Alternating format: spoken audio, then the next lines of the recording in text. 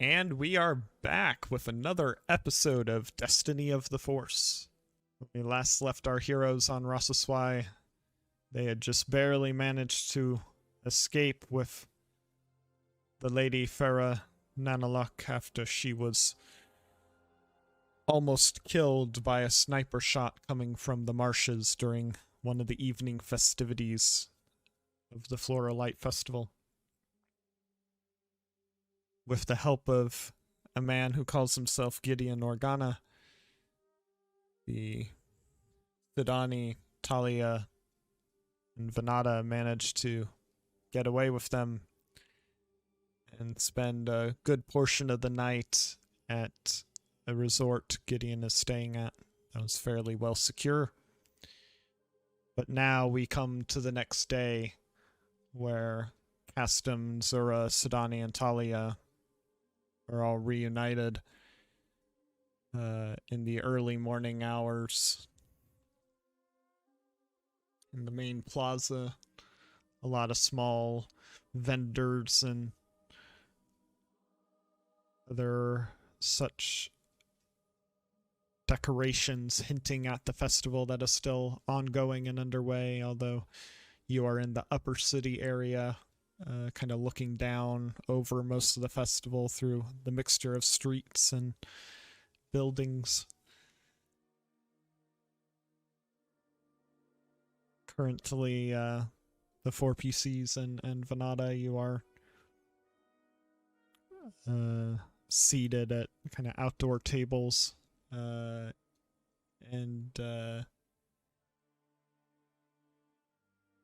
Castum and Zura, you had investigated the sniper area in the marshes with a Nautilin named Gam, but you came up empty. Gam later swam away, but not before saying he'll be in touch once he talks with some friends.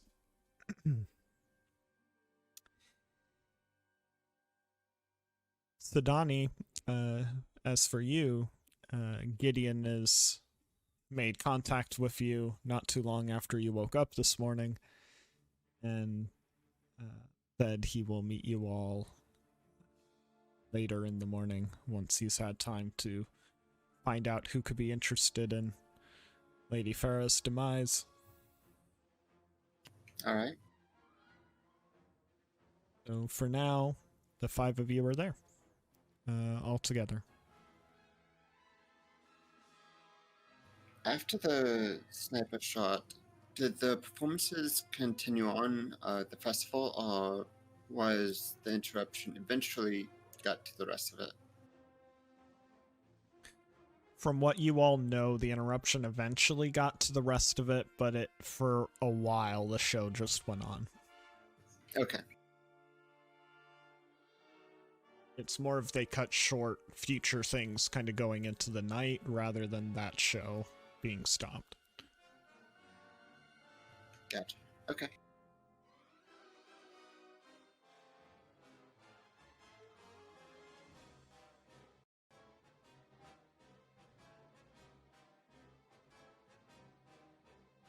And do we have any inclination for where Saphra or Phoenix went after this? I'm assuming not, but... No. Sidani would just know that she didn't see them anymore as you all were leaving.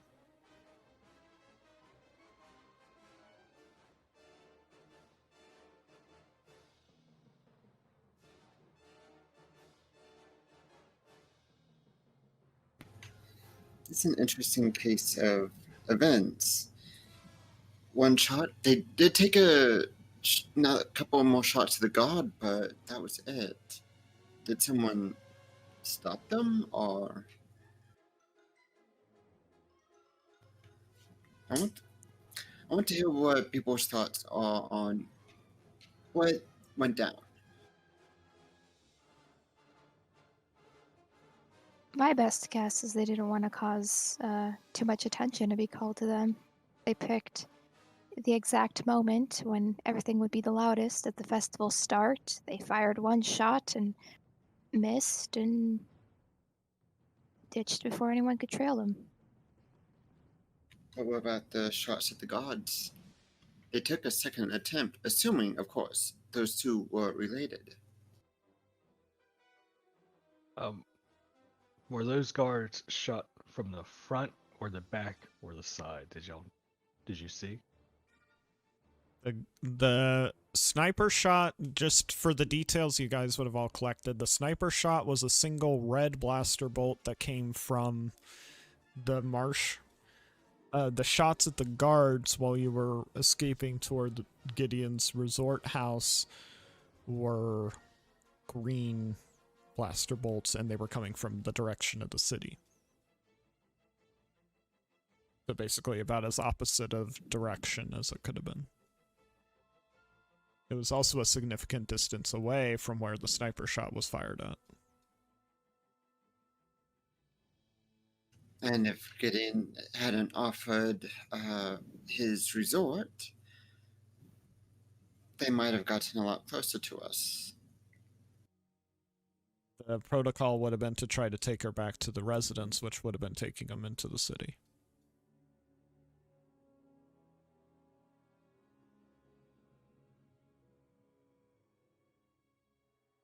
Yeah, we got lucky. Yes, without being able to find out where the other shooters were, it's hard to say if they were trying to flush their target into another kill zone, or if it was just multiple shooters, or different parties entirely. We just don't know.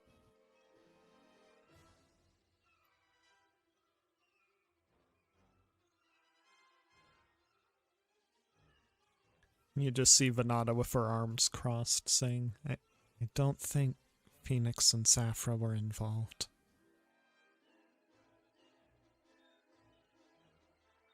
I agree. I agree as well. Well, Gideon's going to contact me later this morning. What do the rest of you have planned?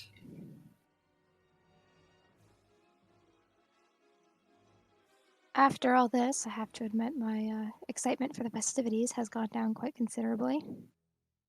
So, not much. It might not present the best if we left early or armed ourselves.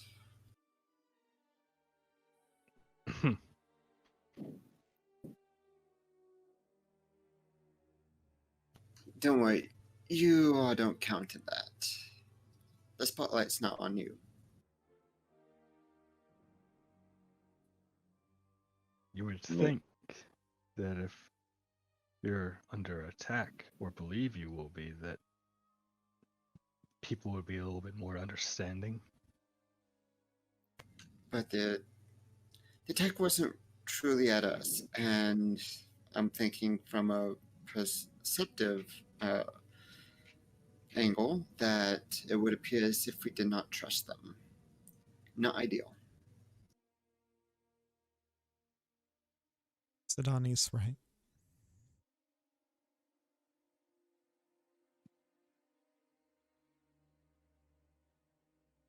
Yes, as it is, it had nothing to do with you, princesses. They were trying to get the Lady Farah. You just happened to also be there. Well, they still knew about us. They waited till the light was on us to shoot her.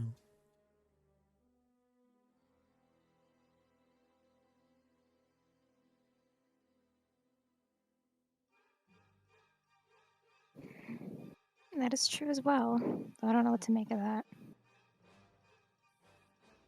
When the light was on them, she wasn't in the light at all.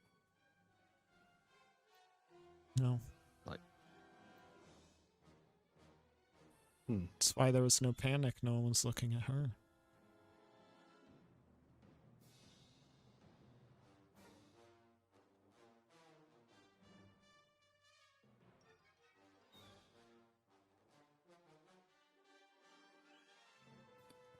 Perhaps we could look into people who have had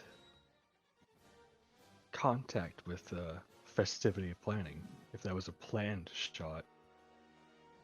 I And mean, such a thing would be fairly obvious. You wouldn't need to speak with the event organizers for that. it takes a little bit of planning and a good bit of luck to just take a shot instantly like that. I don't think it was instant. I think they set it up while the spotlight was on her, and when it came to the special guest, they kind of used us as a distraction.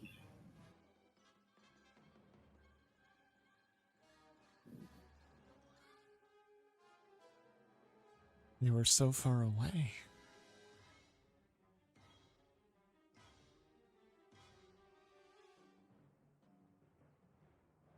That does lend to the idea of setup time.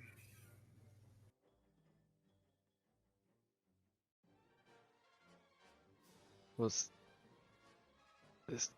taking time to set up is one thing, but that's if their goal was to shoot her at such a time the attention was not on her, and in such a way that the crowd wouldn't become alarmed, and other targeting positions could still have a clear shot.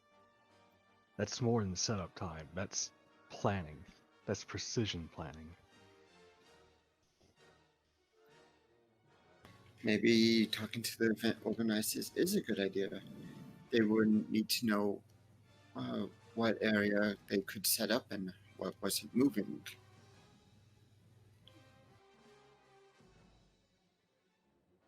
We can't ask about that, Sidani.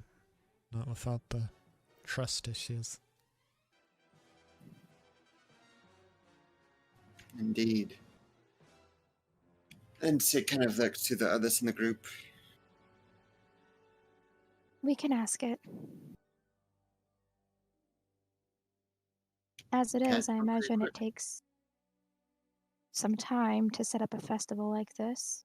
If they were here beforehand, I imagine they would have had time to see everything anyway.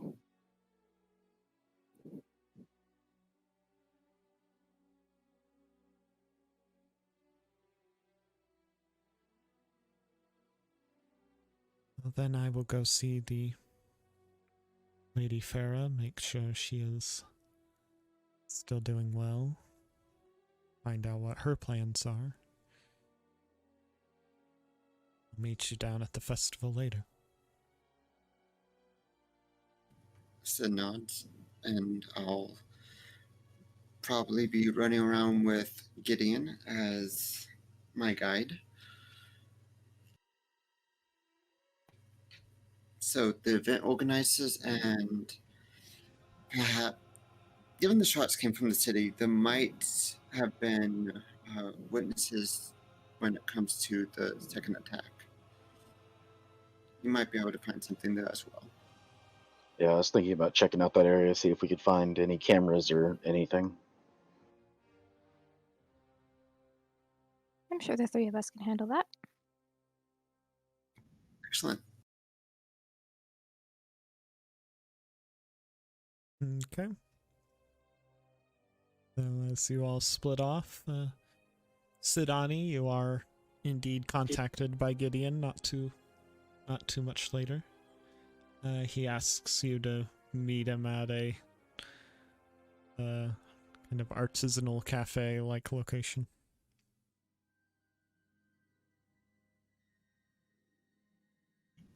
Nice. Okay. As you approach, you see this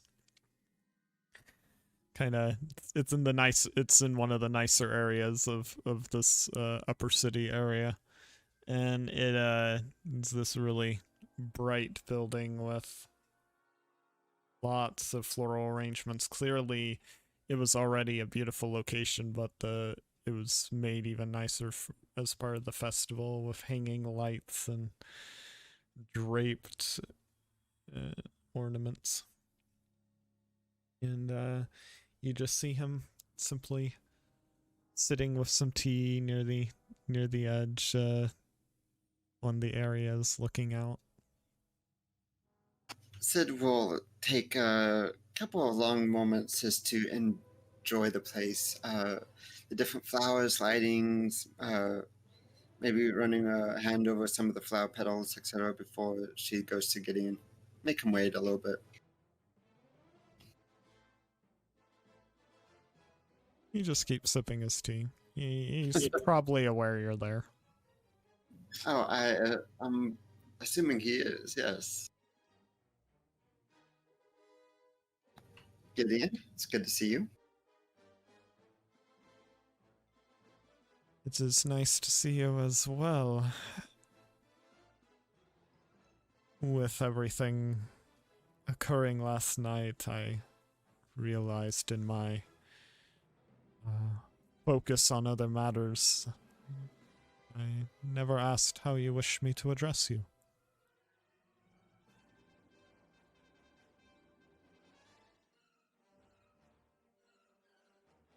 Sid, look, I think she kind of freezes up to this, like I did, and just says, Sioni's fine. Yeah, Sidani. Alright.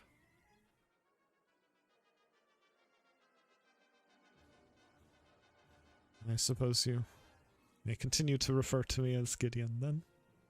Please take a seat. Do I get a last name? She says as she takes a seat. I suppose mine is as inconsequential as yours.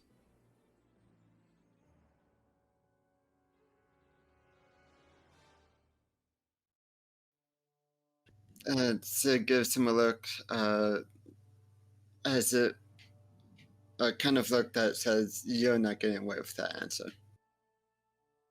We are who we choose to be. And then he kind of motioning his teacup, kind of looks at you and says, would you like something? We may be here for a while.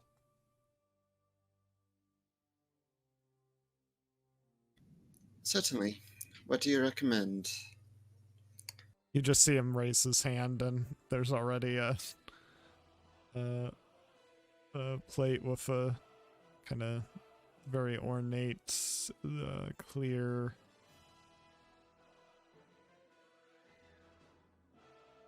vessel for tea, as well as multiple cups delivered over in place. So that's a speciality of this world. Hopefully enjoy it. Sid thanks the server and will pour herself a cup of tea. Speciality, say. Yeah, and you see him kind of looking at it's got kind of a pinkish reddish tint to it. Definitely reminds you of the planet, and there's flower petals along the edges of the cup. Alright. And he says, yes, I find it so curious. It's very emblematic of stability and peace of this culture. See him take a sip from it. Yeah, Sid will take the cup and bring it to her lips to try a bit. What does it taste like? A little sweeter, as he said, very calm, both in terms of kind of the flavor, but also the feeling you get from it. It's definitely would be something used to relax and kind of enjoy yourself rather than, you know, perk yourself up or detox. It's delicious.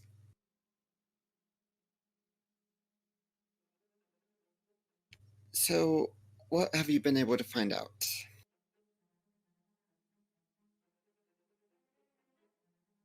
that we're playing with some fire.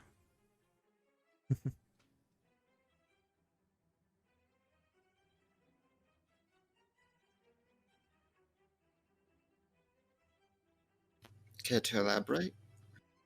You see him set his teacup down and says, "May I be blunt with you, Sidani? Please. We are dealing with an adversary of great resources and intellect and understanding. Though we may be able to save and prevent the Lady Farah's demise, please be assured that this problem does not simply go away." Sid kind of notices the tea a little bit more as he listens. And does this adversary have a name?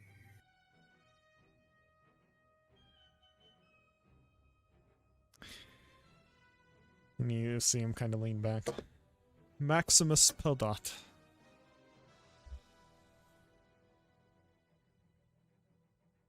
He's a rather sophisticated gentleman from the Mid-Rim. Has a lot of trade, negotiations. You familiar with him?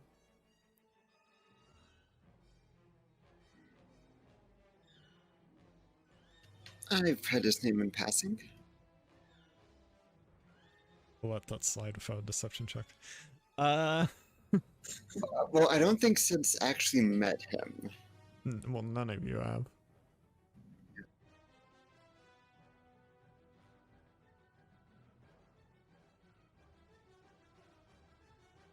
And do you know what it is he's after? Or did you want me to make a deception check? No, you don't. I'm afraid to say he is but after a simple thing, and that is power. That is why I regretfully shared that this doesn't end here.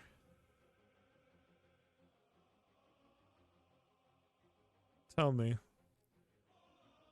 are you content sipping fine teas and waving at festivals for the rest of your days?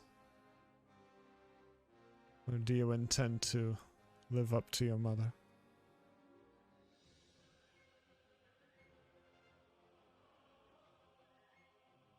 It's a strange question. Why do you care what I intend? Because I think we could help each other, not just here, but long term.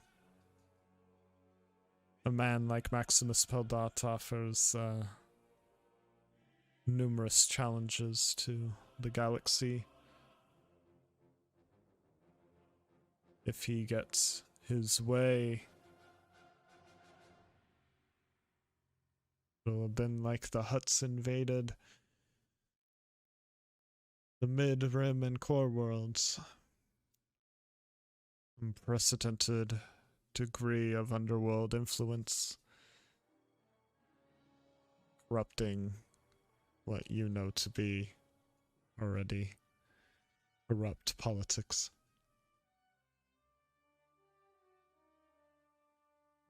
It's not a future I want to see come to pass. Neither would your mother, I presume. Thus my question.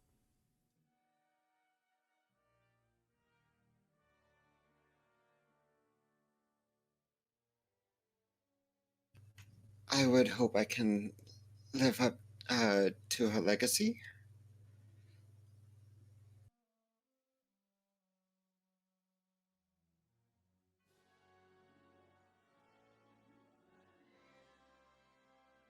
And he takes a sip of his tea before saying,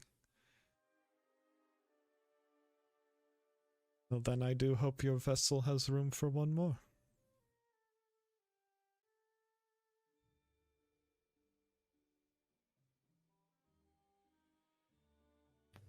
Well, if I'm going to add you to the passenger manifest, I'm going to need to know a last name.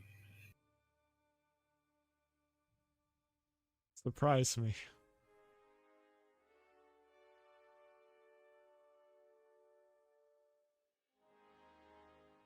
So give us a kind of almost mocking, pouting kind of look. Humor me.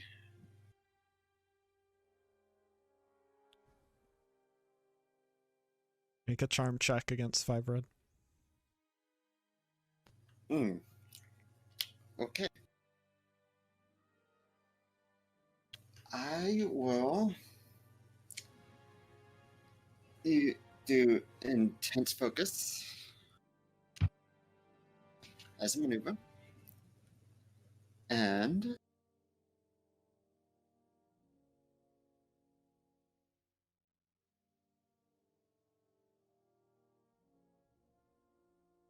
I will use congenial incidental to downgrade the difficulty once. So 4 red, 1 purple.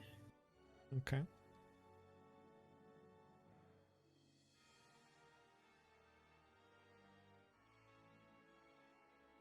Do we really need that destiny point, guys?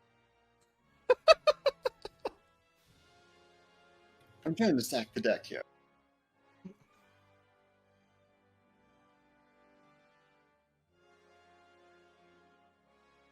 I feel like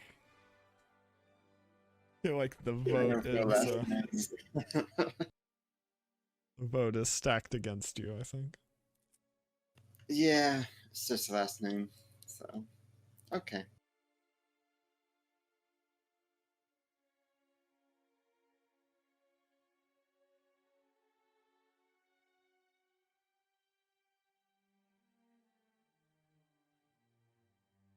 Oh yeah, that's right. Talia did say the last name, didn't she? I assumed you were trying to see if he would say something different. That would be a good thing to check. Sorry, that was just me partially forgetting. So no destiny point or anything like that. But I still failed, and I have 1 threat. Okay. So take a strain. As his just cold stare, you still can't see his eyes due to the sunglass like visor that he wears. And the cold stare, you start to sweat slightly at the discomfort before he finally says, I told your friend Talia, I believe, that my last name was Organa. Family name that I'm sure you're familiar with, or at least your sister is. Yes, we didn't quite believe you all understand how that family name came about. No offense. You understand. I'm just trying to be thorough.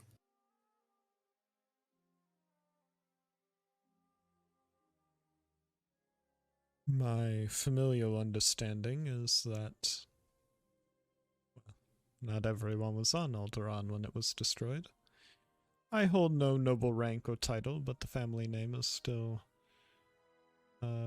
one I wish to use from time to time, especially when dealing with people here. They recognize it and accept it. I prefer just being known as Gideon.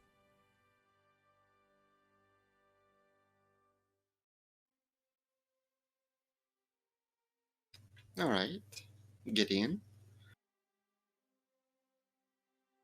What do you know about the operations on this planet, then?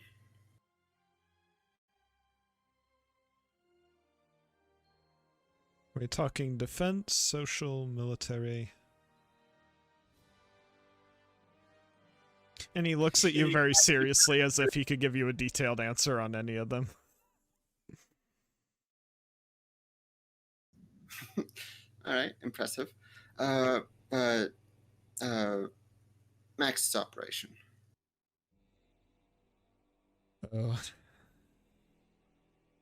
I believe this is just a simple instance of hiring some bounty hunters to eliminate a problem.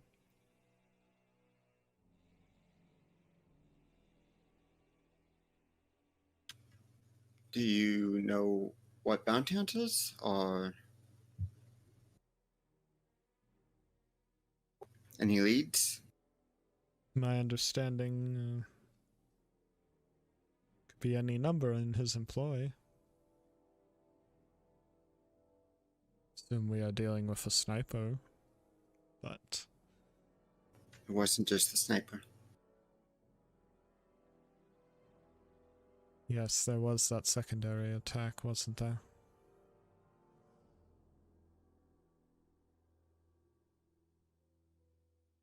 Two different individuals, obviously intending to work together. If one failed, the other would succeed. But they both failed. Fortunate for us.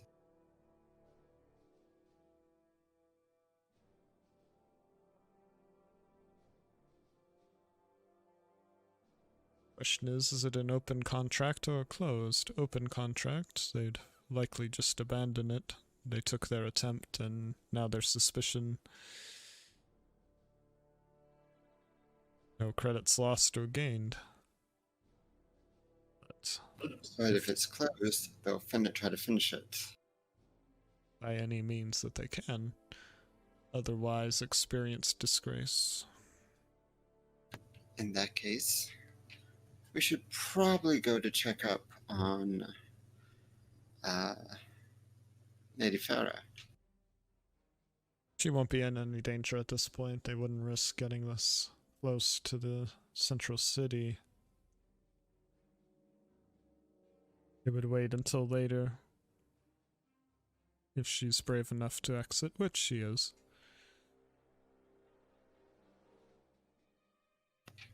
Where?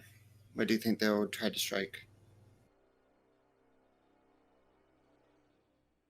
And you see him looking out at the city, and you realize the place that you're sitting actually has a really good view of all the streets in the main festival area below.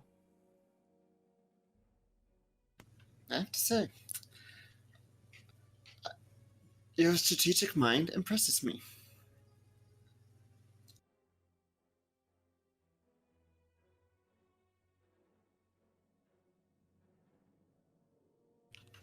So, and Sid will again take a sip of the tea.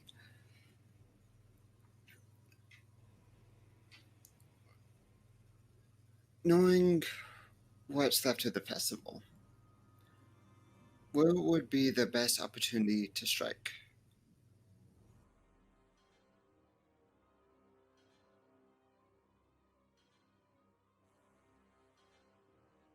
We'll have to wait until until we know if she departs today.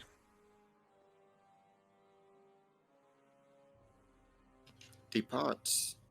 Departs for where? If she leaves her residence for the festival, as I was stating. You said she would? Yes, but So, I assume she is. I cannot say of what priority her schedule is.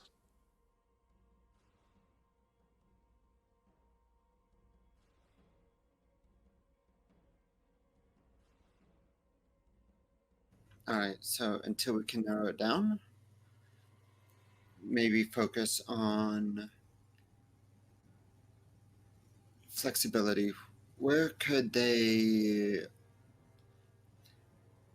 hide? Where could they move to cover the most festival grounds? If they could be at the heart of the festival, they would have been.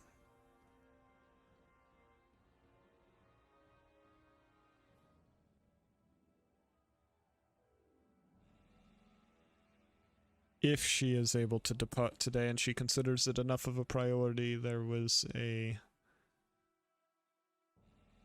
be a dedication, a new skiff. It's been decorated for the festival. Be the most open area. Probably an ambush on the way there. Out on the edge, and he points out toward kind of where a lot of skiffs are kind of coordinated that isn't by where the festival was before. So, likely on the way to there. While she's under guard, but before others could intervene. Could I make a check to see if I can't figure out where on the route being able to see it that might be? Sure. Yeah,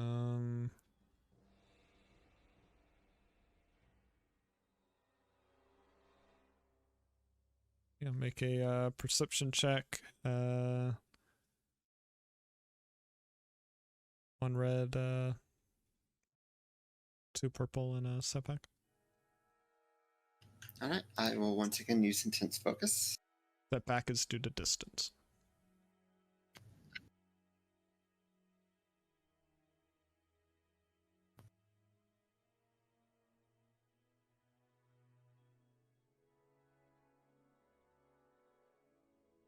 Okay, 1 strain. Yeah, as you're looking out following the route, you see a kind of overgrown area of near a small house where lots of flowers and tree and a really large tree is kind of fully leafed out and to such a degree that the arms are actually hanging low. And it seems like an area where people could hide and not be very noticed, and it would be easy to lose sight. If I was going to make a move for potential checkmate, it would be there. What do you think? And she'll point it out.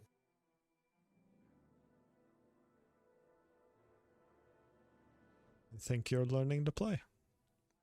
Gives you a very slight smile and sips at his tea. Sid returns the smile and does a kind of small cheers gesture with her own cup. And yeah, also sips at a tea.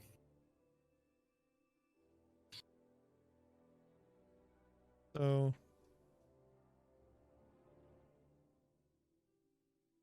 before we check in on your friends and associates,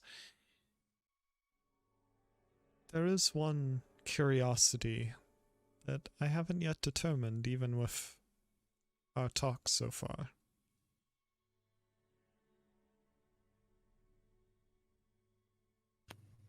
She kind of raises an eyebrow. Ask.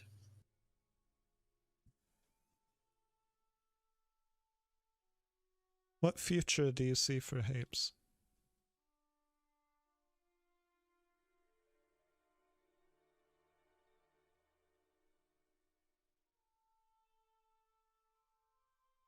That is quite a curious question indeed. You see him set his tea down as if this is the question he's taken most seriously the whole conversation.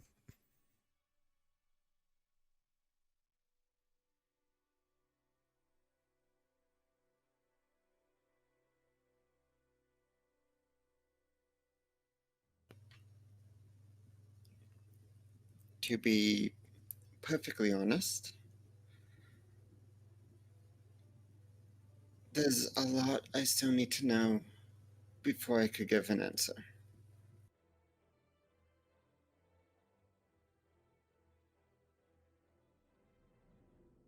Your mother did the unthinkable. United the galaxy behind one banner against one threat. That peace is maintained for decades.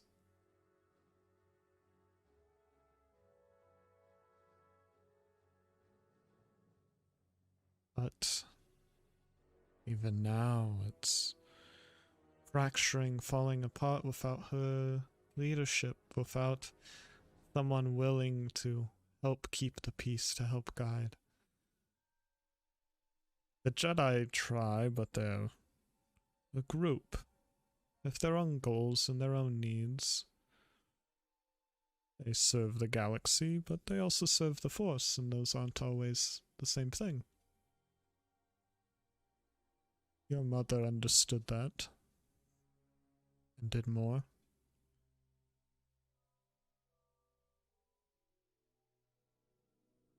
She also had a threat to unite the galaxy against. There's a difference now that the threat no longer exists. Threats always exist.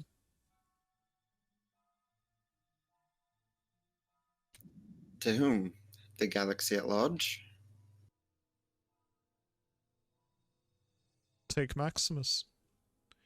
If he gets his way, government systems throughout the core and mid-rim, including your own, will be vulnerable to his efforts. He'll become a Shadow King. Nothing you'll be able to do about it. It is not desirable. Is that not a threat worthy of Apen leadership?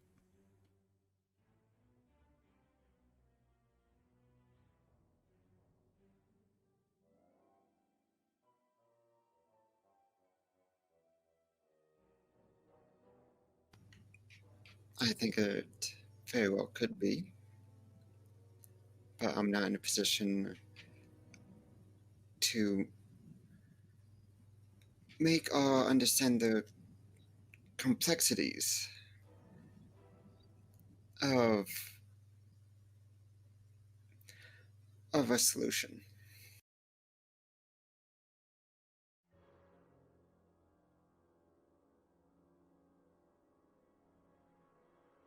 At the risk of arrogance, allow me to assist you in learning.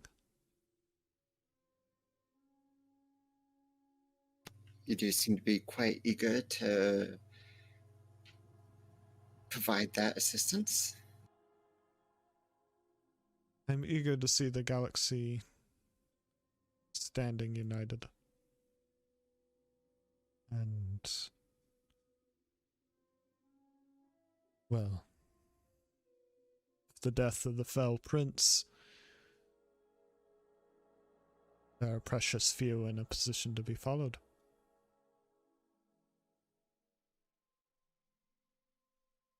With your mother's absence, the view of Hapes has grown weak.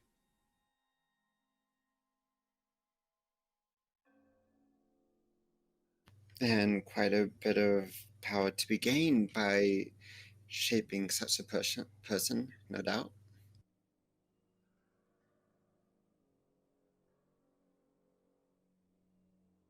If I had interest in shaping you, I would have kissed your ring.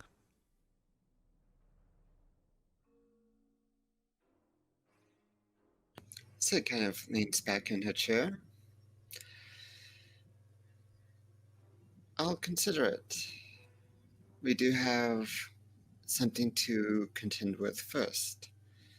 We'll see how well you can act as a guide here before I agree to anything more.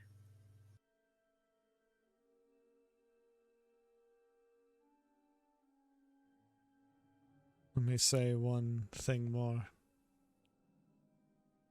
I'll allow you to go find your sister and She opens the palm of her hand and kind of gives a wave and a go-ahead gesture.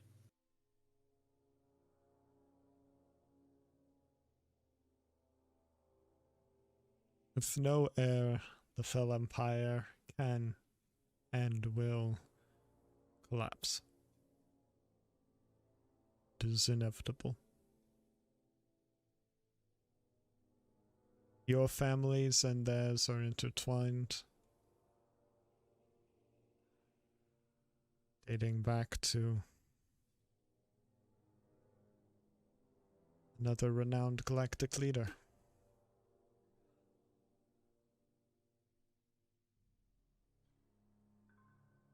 You're suggesting someone from my family should step in? I'm suggesting that hate should look beyond its own borders.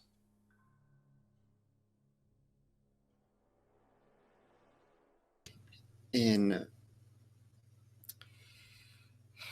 what capacity are you thinking?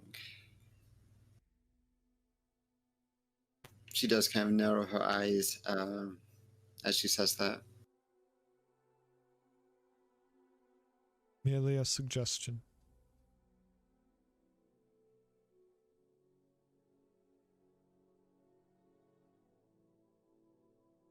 As he goes back to his tea, he turns slightly away and says, exposing a villainous noble, stopping corruption, would gain you great favor.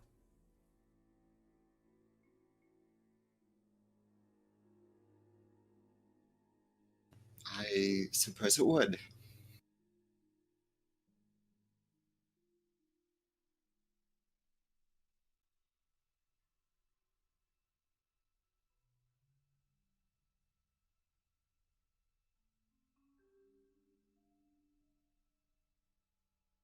He wasn't much older than you.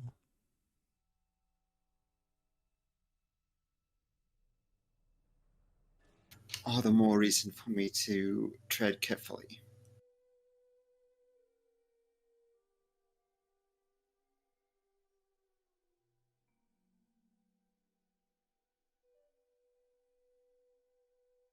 The only chains that hold us back are the ones we create for ourselves.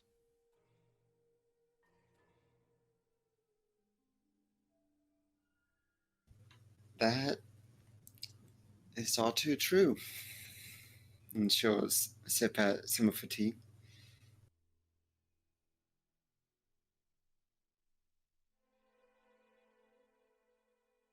He just leans back and continues drinking and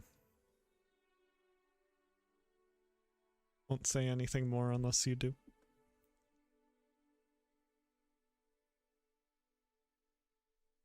I think Sid's going to be lost in some thought. Okay.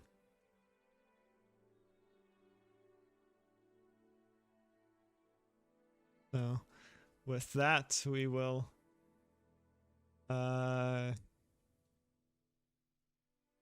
go from the world of Rossoswy, the world of Aethys, of rock and dust following amidst cavernous ruins, as Sol, Grumblock, and Ray walk amidst new friend, the treasure hunter Darren Sovar, as well as old enemies, the Revenant and Kerry. You start to hear the rain from outdoors return and start to see the dampness on the rocks.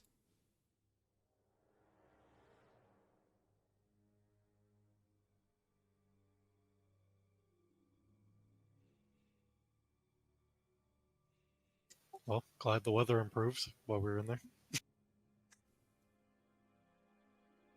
About the same.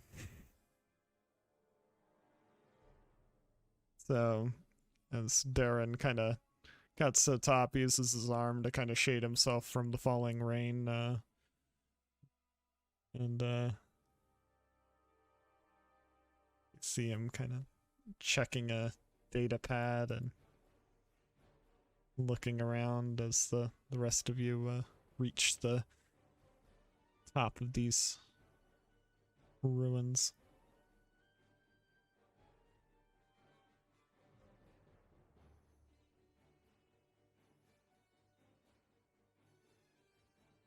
Yeah, Soul's gonna walk up to him. So, how's things looking?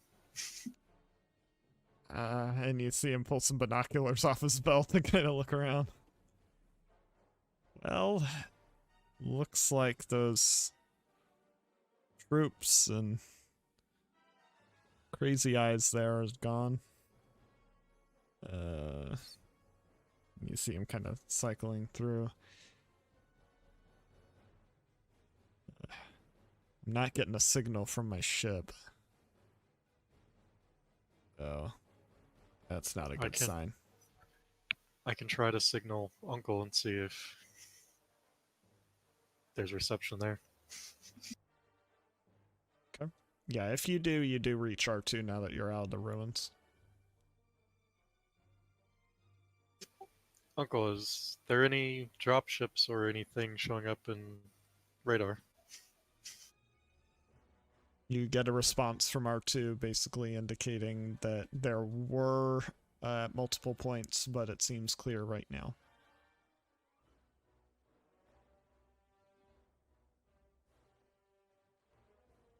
Okay. Relay that to the group. So, Darren, without your ship, you're welcome to come with us. I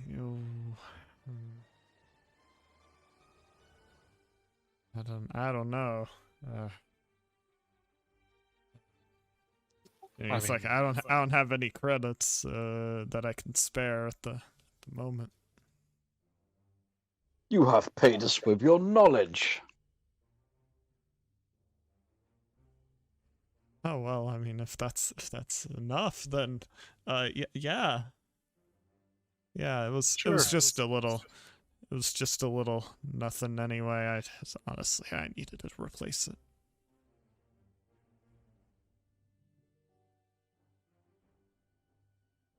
Well, you're welcome aboard.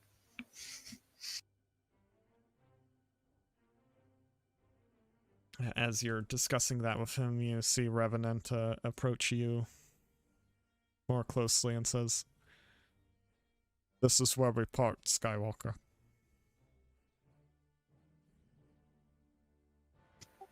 Very well.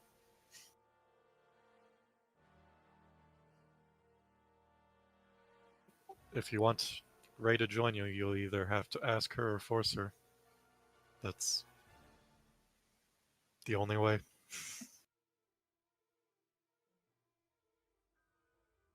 My offer stands to stay here and help teach.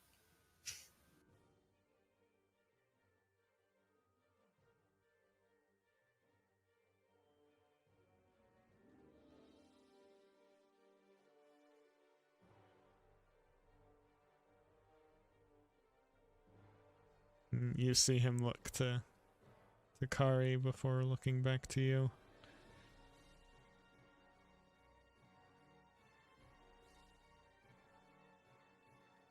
I'll repay your kindness by leaving now. No further harm.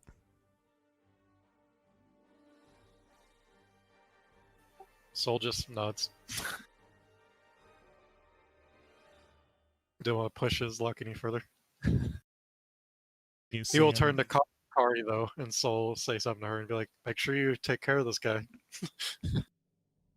He kind of rolls her eyes. And, as Revenant walks past her, she lingers on you in particular, Soul, but the others as well for some time before following him.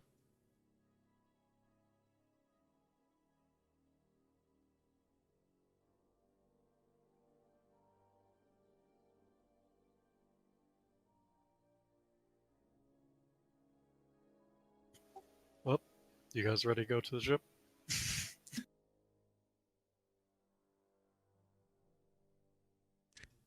Yep, yeah, ready. Yep, let's go.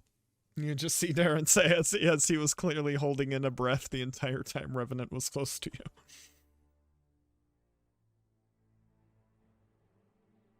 Be there soon, Uncle. Get the ship ready. R2 asks if you want it brought close to you.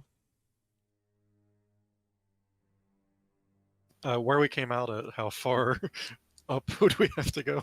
Yeah, you basically have double the walking distance from before that you had to get in there for.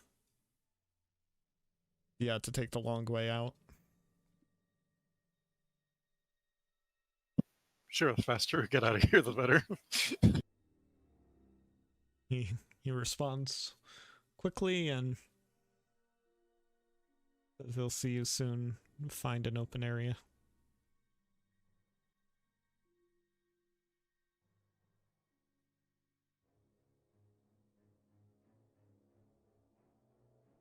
So you see Darren kind of looking around and sort of kicking up the ground a bit before heading upward toward the just a way out from the ruins. Saul's gonna call after him like, Darren, if you're interested in artifacts, I do have a contact you could work for. Could be mutually beneficial.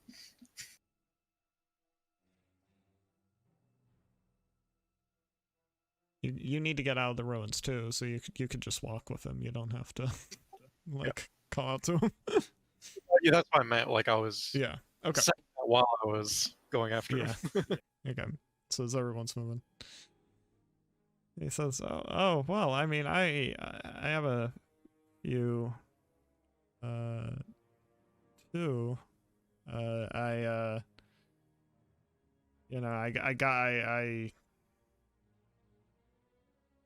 There's this little kind of." And he kind of looks at you for a moment, and it's like, yeah, kind of like, should I tell you this? And then he's like, you're cool. He's gonna, and then he says, there's this kind of roguish place out on a little forest planet in Takadana. We kind of gather and discuss, and that's where I found out about this place and thought I might find a few things. And you see him pull his bag around and lift it up, and you see he has actually, from you guys wandering around, found a few little trinkets here and there. He's like, figure I can at least offset the cost of my ship. Interesting. Could we find the location of more places like this on Takadana? He shrugs and says, yeah, if I could introduce you to the people I know, and you could tell me the person you know, and we exchange help. Trust me, if you met who I know, she would definitely. You cut out there, Matthew. And Soul would describe Iris, but he's not going to use her name. Yeah, I was saying, Matthew, you cut out, so we missed some of what you said. Oh, I was telling him that yeah, if you definitely saw my contact, she would be noticeable. Ah, okay, and then discover. It's like, hey, yeah, he's definitely nodding along and says, I think I've seen her before.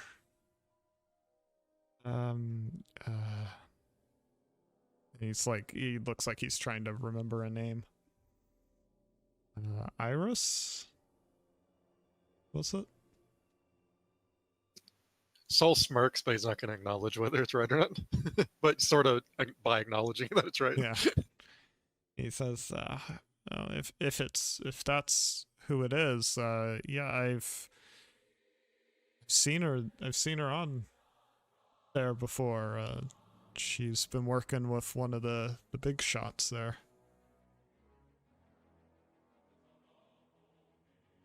Yeah, if you know her, that would be great. I might be able to get in with them. That'd be. And he just looks like kind of surprised. It's like, wow, that like it might actually be useful, kind of thing. Soul turned to Grumblock. Well, we need to learn more about this gauntlet. Would This sounds like a place we should probably head next. Do you agree? I agree. And also, I would like to examine these trinkets you have gathered. I was too busy saving your life to gather trinkets. So I'll add on to that and just be like, yeah, more knowledge means more credits when negotiating.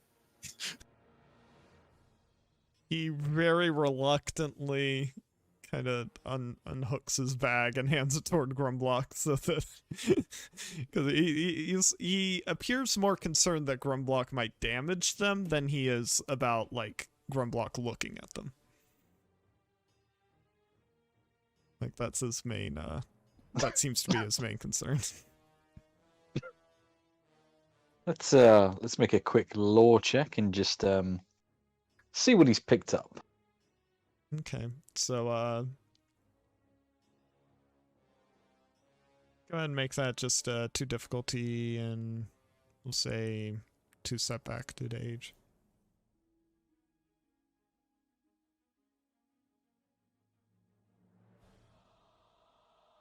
Okay.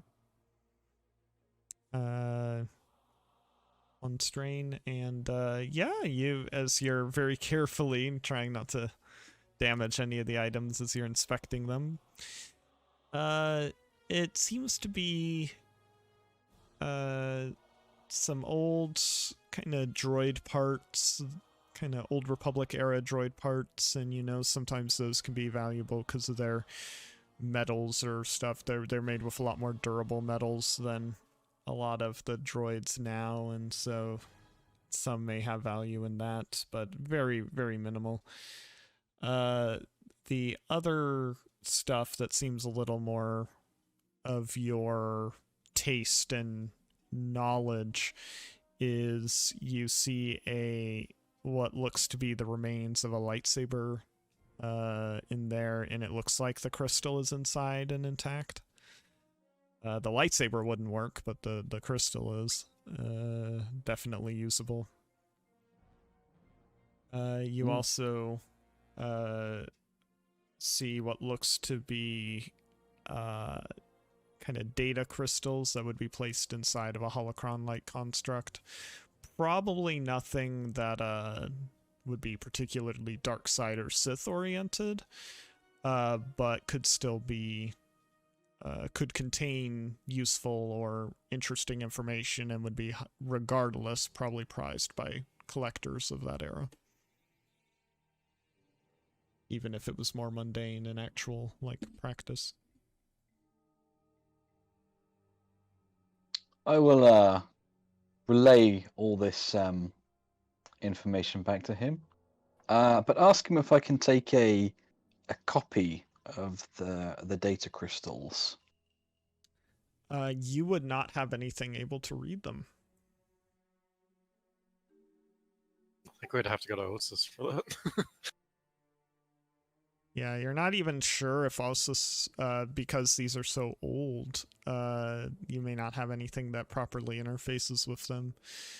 You would probably have to find something from kind of the pre-dark times from the period of the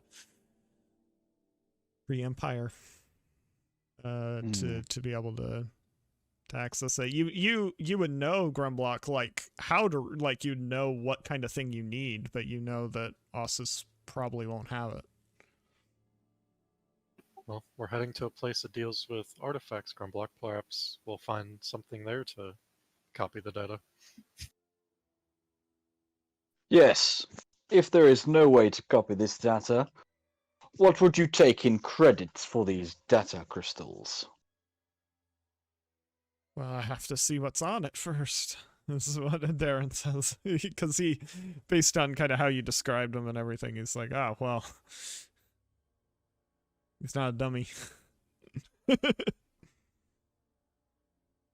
Understood. You should be cautious with this crystal as well, as he basically just destroys the broken lightsaber and plucks out the crystal. Mm-hmm. And he kind of goes, ooh. This is the expensive. All right. Careful it does not fall into the wrong hands. I'll guard it personally. he kind of gently takes it from you and puts it in one of his pockets. Gives it a nice little tight clasp and close.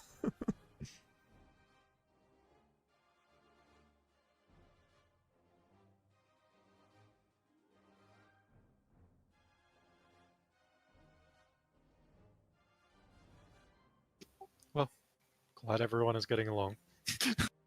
The soldier sort of says out loud. So, yeah, you see, overhead, you see the Jade Shadow kind of glittering gleam and head toward a landing spot.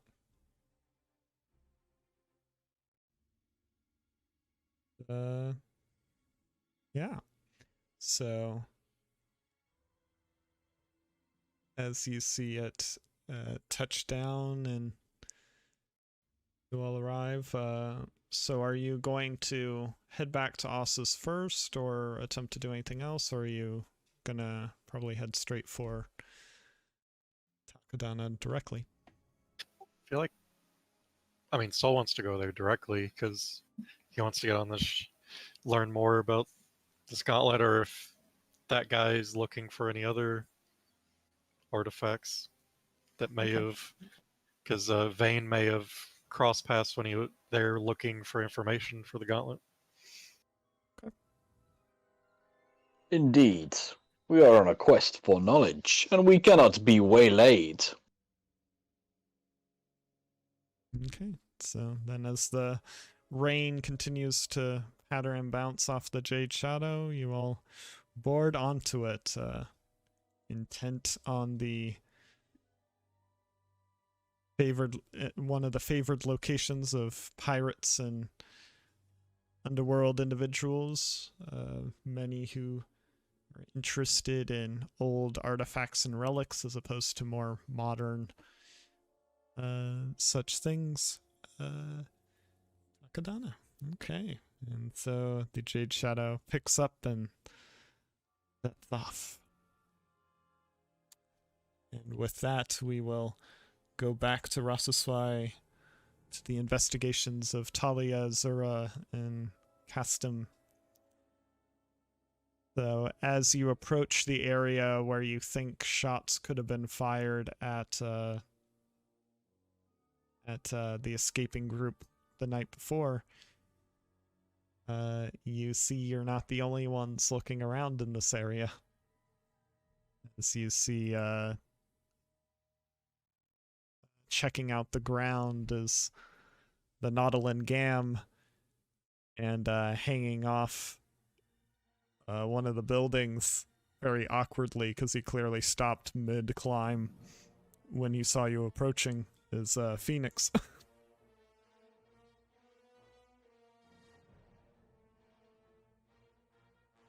Just walk up and it's like, so you were with Phoenix. Yeah, and Talia kind of follows up behind. It's just like, "Hey, Phoenix." You see, he kind of glare isn't the right word, but he looks at you strongly. Yeah, she kind of knows, but she's trying to put on a brave face. Before letting go of the point he was holding on to and dropping down. So Gam kind of smiles to you and says, "Oh well, if you know each other, I'll properly introduce myself." And he looks at Castum, but also now at Talia and Zura, and says, "Gam Badetto, at your service." And he puts his hands forward and out and gives like a kind of a half bow.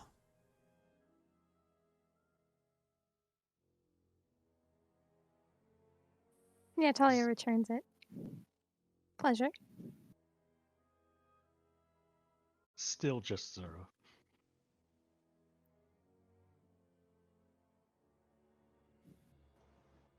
I'm Cass. So as Phoenix kind of crosses his arms as he gets close and says, You looking for the other shooter? Yep. It sounded like there were multiple from what I've heard, but I wasn't there. Yeah, after the initial shot, Safra and I tried to... And he looks at Talia. Follow the other group, and we saw the shots. By the time we got over here, it was gone. So... decided to wait till daylight and could get Gam over here. He's better at this than us. And have you managed to find anything so far? Not yet, but you're welcome to help. Gladly. Always better to have more heads together on these.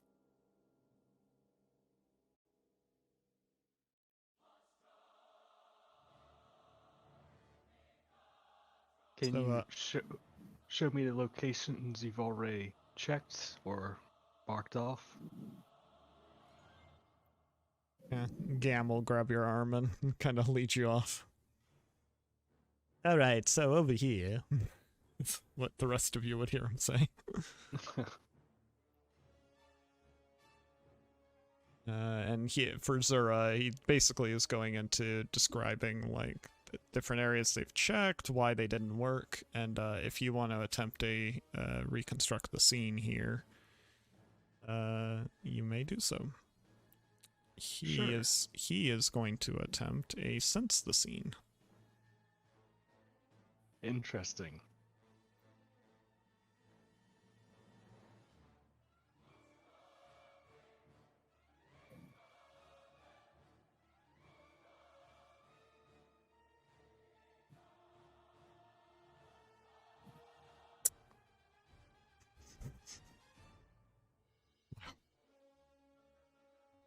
Yep.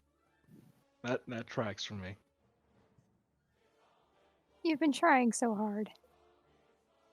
Yeah. Have you succeeded on a single perception check lately? Oh, the one to see Gam and Cass. Yeah, the one to see them. One out of 4. The one that didn't matter, you succeeded on. Yeah. Okay. We'll say that the two of you together, since he also has reconstruct the scene like you do, we'll say that since he failed his sense and you failed the reconstruct, we'll say together you succeeded on a reconstruct. There we go. I'll take that. Yeah. So it's just going to take the two of you longer because you're going to have to go back and forth on different things. And we'll say you offset his threat with your advantages. So as they're doing that, Cass and Talia, you're left alone with Phoenix. He's dressed similarly to last night, just without the pink and silver stuff. That's clearly like removable materials. So it's just it's pretty much just all black. Still shirtless. Of course. It wouldn't be Phoenix without it. Actually, it is Phoenix without it. But I think Talia just kind of glances to Cass and then to Phoenix, like, I'm admittedly kind of horrible when it comes to stuff like this, but point me somewhere to help and I'll do my best.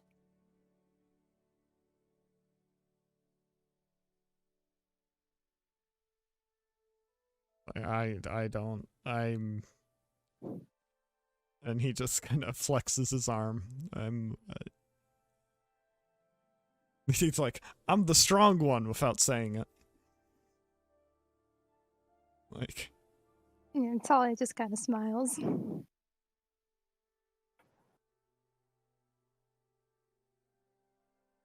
Well, I just see if we can find any security devices.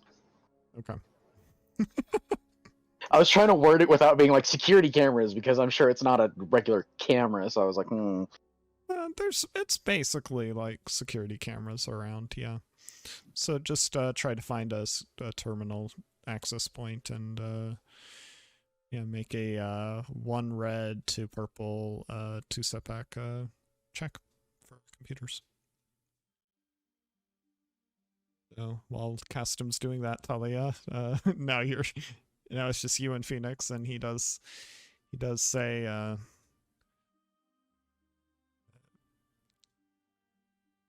Lux doesn't blame you.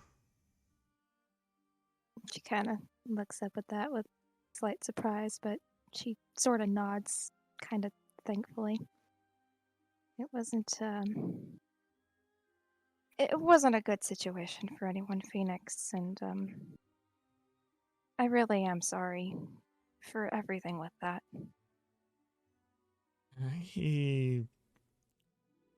The thing you gotta understand about Lux is when we're out here, he's like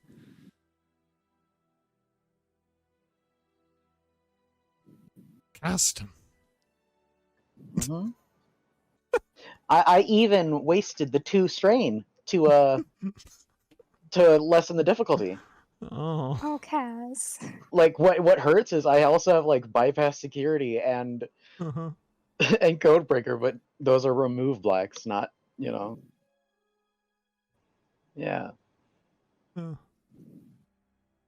Anyway, back to Talia and Phoenix. I'll still have something for you there. Cast him. Oh no, I know. I'll try it again after doing a now you see me check on the computer. If only. You forgot I tried. Oh dear. So as you and Phoenix are talking, he just kind of tilts his head and says, "What you gotta understand about Lux is when we're out here, he's thinks of himself as the leader, and which isn't true. That's Saffra. And he kind of gives you a smirk because it's clearly a joke." As just Cass hears that and nods his head in the back, like, yeah.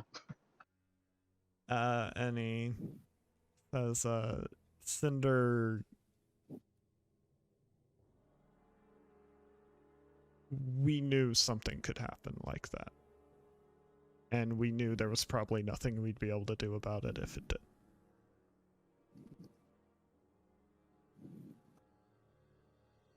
She had a good reason.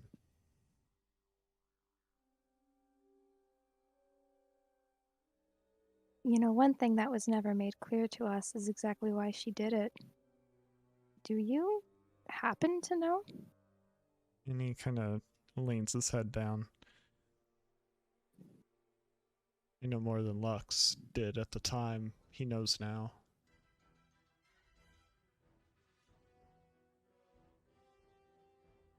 The Mandalorians were right to bring her in.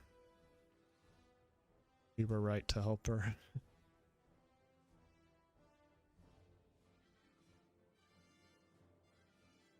I know she's still alive. I think they exiled her.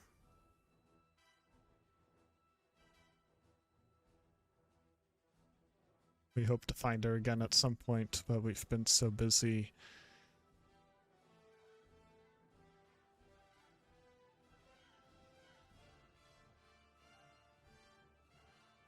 I understand. Despite everything that happened, Cinder's always been a tough one. I'm sure wherever she is now, she can wait for you guys a bit longer.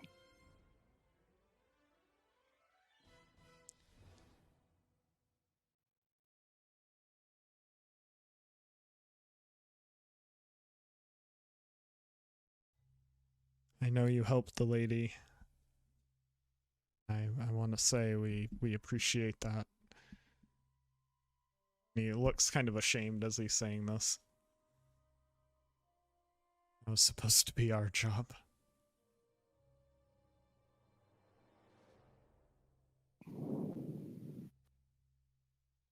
You know, I was sort of regretting seeing you two again when I heard you were here, but you can't blame yourselves for what happened.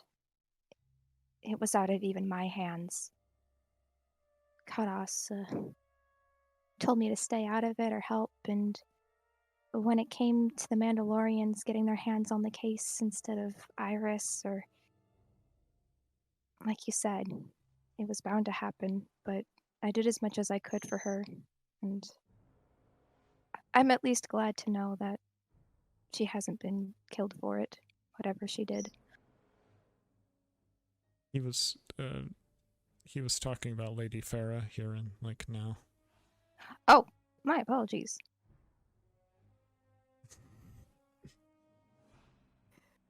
In that case, she would just kind of nod a little bit and probably still say something along the same effect. But Yeah, I mean, you could just, still resolve the previous conversation. I was just saying Yeah. that's what he was she referring just, to. she just sort of had. And as for the Lady Farah, well, that's my job.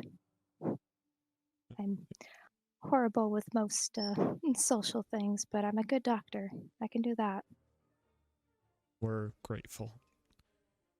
Our boss is good friends with the lady, and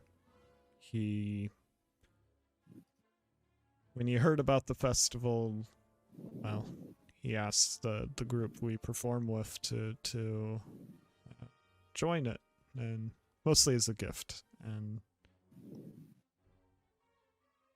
'cause he knew she would enjoy it. And he also hoped, and that's why, and he kind of looks off at the Nautilin and Togruta trying to stick their heads together to figure something out. He says, and that's why Gam's with us. He usually stays with the boss, but he knew if anything went wrong that he might be able to figure it out, and apparently he almost did.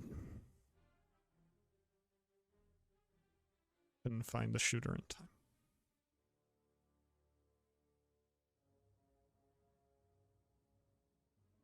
I'm sure there's a trail still to be followed. Hope so. Were you really anticipating that something bad would happen, or are you just just in case? Well, people know she's our boss's friend. Bad people. So there's always the risk. Especially when it could send a message. Of course. We're not even sure if they're still here, and they've failed once. It's hard to say. We were trying to figure that out ourselves. But Okay, so at this point, Castum, since you failed to get into the computers, you started looking around at the cameras themselves, and you realized that a fair number of them have been kind of shot out or dismantled. But you are able to kind of figure out that it was a pretty high-powered rifle that hit a couple of them, but there's one that very curiously has like really sharp, like just sharp blades marks.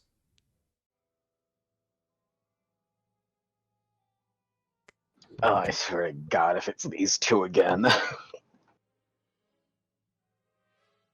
And yeah, as for the reconstruct the scene, Zura and Gam, going back and forth, are able to determine the shooter was tall, like really tall, and based on some fur, had some long hair, and based on the color of the fur, kind of a dark brownish sort of.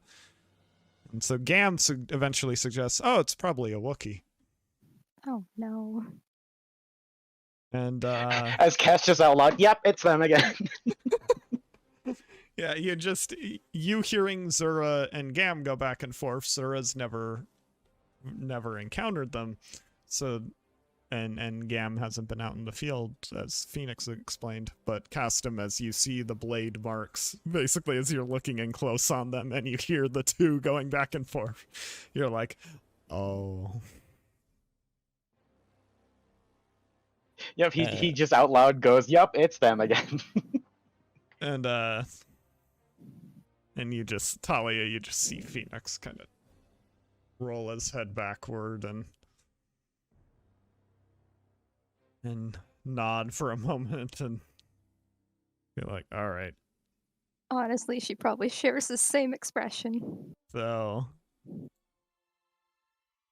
as everyone around comes to the realization or is quickly explained to that we are dealing with the bounty hunter duo of Jaldurgo and Misa Fenatel. Jaldurgo being a big, strong Wookiee with a big gun and big Wookiee Rick blades.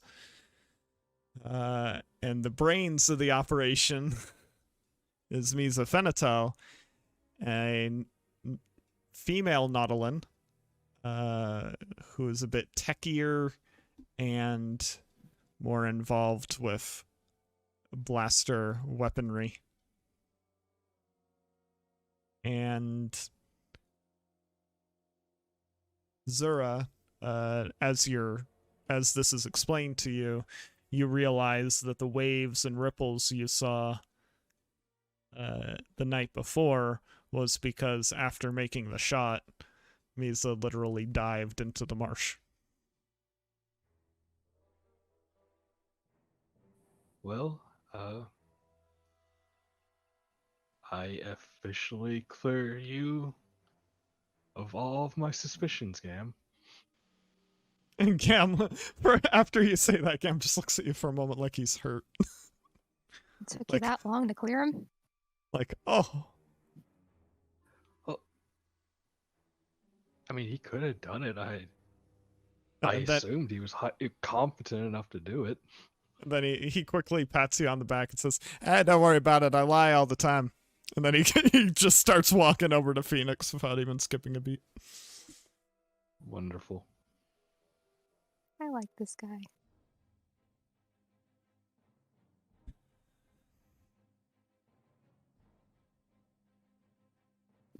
Phoenix gets out of comm and says, I'll let Saffron know.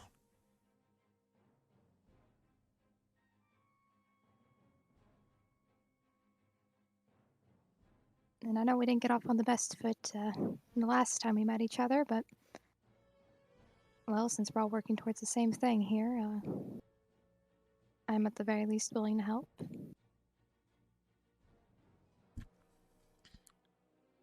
Well, we need to figure out where they're going first. Hopefully Saf has that.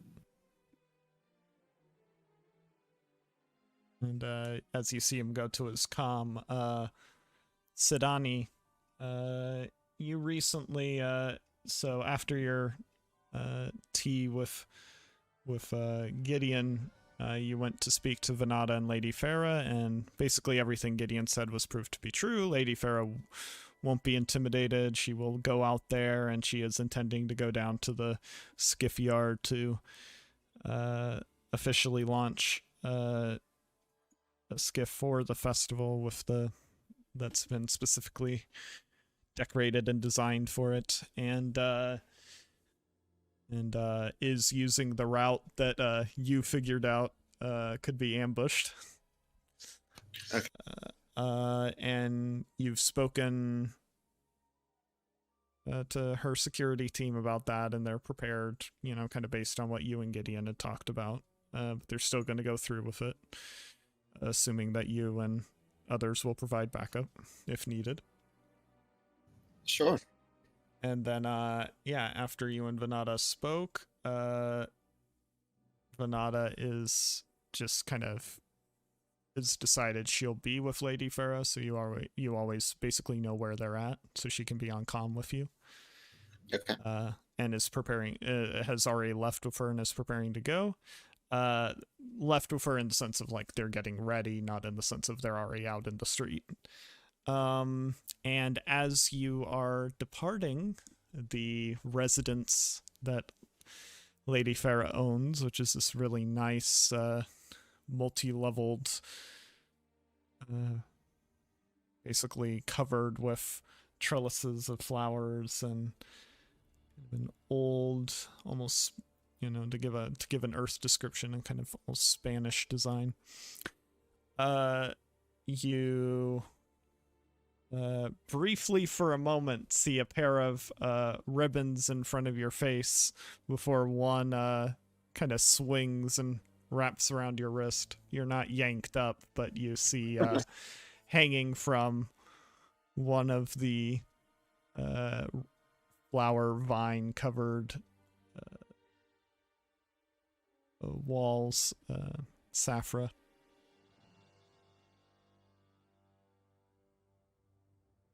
Well, well. Hello again. Should I just expect to be bound whenever you're nearby? If you're into that. And she would yank at that point. Mm-hmm.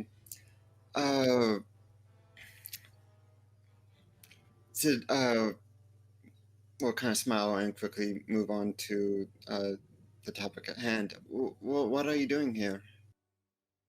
So do you allow yourself to be pulled up? Sure. Yeah, without all the momentum of machinery that you the two of you had before, it's you kind of have to help out as far as sort of running up a little bit up the side of the wall to get up to her, but she's still kind of wrapped and holding you, kind of thing. She provided the lift, you just had to provide the stability to not just pull her down instead. Maybe I should have. Well, too late now. So as she kind of pulls up, she will attempt to wrap an arm around your waist. I'll allow it.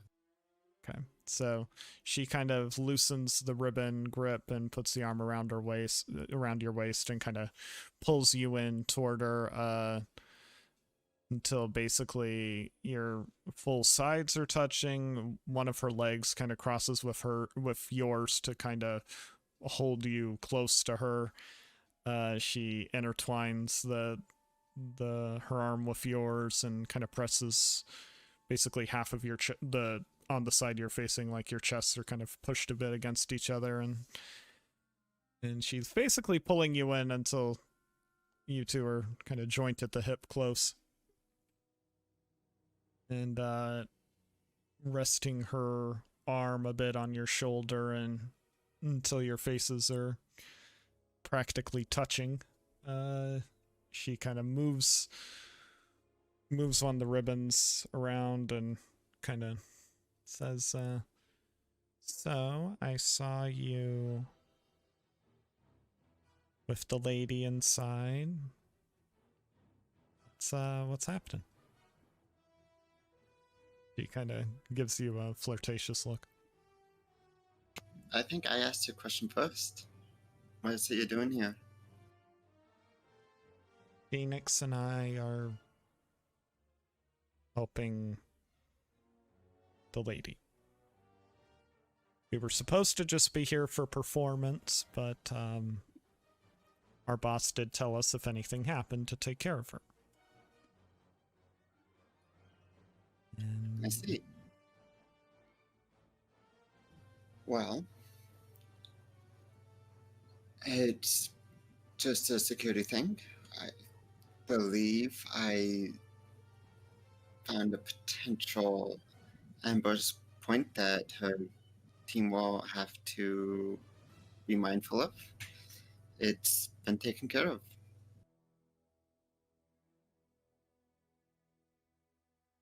she kind of pulls you in tightly, and you see her kind of wrap one of the ribbons on the arm that's further away from you around the like one of the thicker vines so that it holds it in place, and then she allows that free hand to kind of move close to you and sort of touch your shoulder and face and say, "Sorry we didn't have more time to talk yesterday."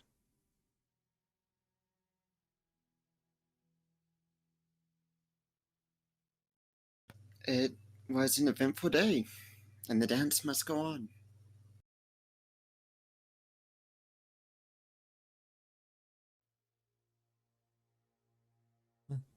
I didn't want the dance to end.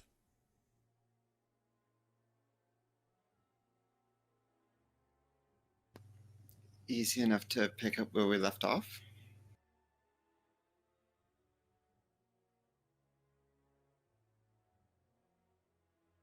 Perhaps somewhere more private?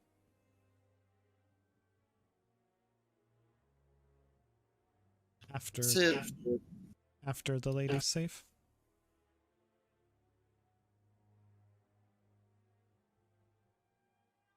Sid kind of looks around, originally just kind of judging time of day and whatnot, but after the addendum, she blushes a little and will give a kind of half charming smile. Mayhap.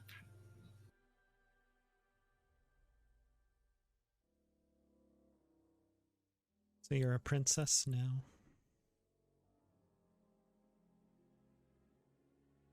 Does that mean I'm not good enough?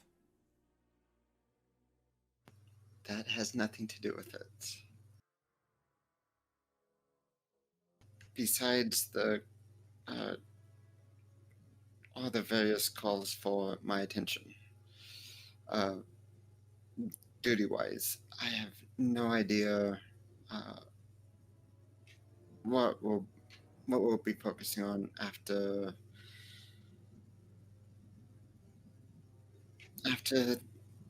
things happen. We don't even know if it's a surety of what's going to be going down. So, that's a terrible answer. To kind of She puts a finger on your lips. said, we'll go ahead and shut up then.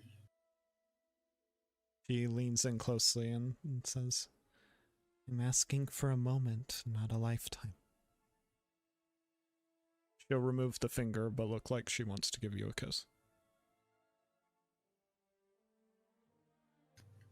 Said we'll beat her to it. A moment. Maybe a few. We'll see. You will get a very passionate response. If it weren't for the fact that even though you're kind of nestled into the flowers a bit and off the ground, if it weren't for the fact that you were still more or less in the public eye, you get a feeling she'd go harder than she is. As it is, she's embracing you very kind of tightly and kissing very hard.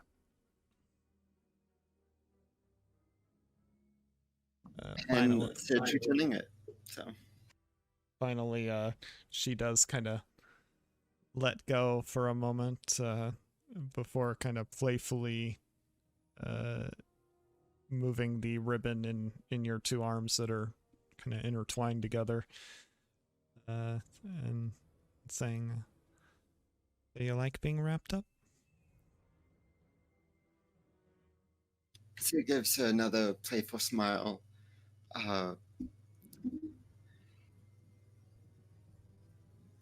Be sure to charge interest on all the moments I owe you. And we'll give her a wink. At this point, she'll begin to loosen her hold and slowly drop you down toward the ground.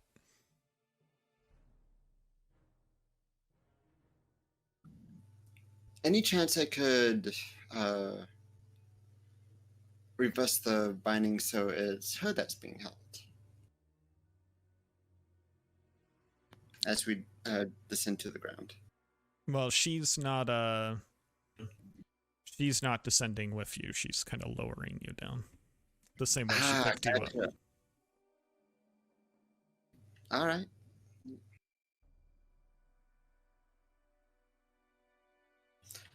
Sid probably looks a little disappointed at that, but does let herself be lowered. Yeah, once you reach the ground, she lets the ribbon go slack and kind of pull it away from you before clearly looking like she's about to kind of climb up and get onto the roof, probably how she's been moving around.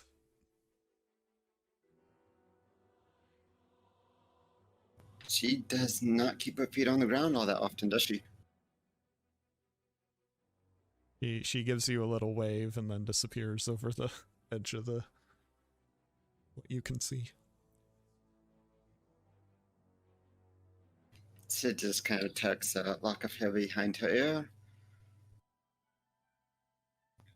A little bit of a blush.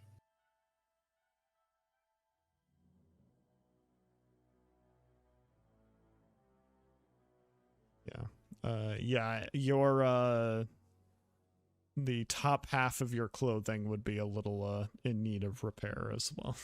I would say. Yeah, she'll kind of fix herself up, straighten her clothes, make sure her hair's in place, all that fun stuff. Yeah. Okay.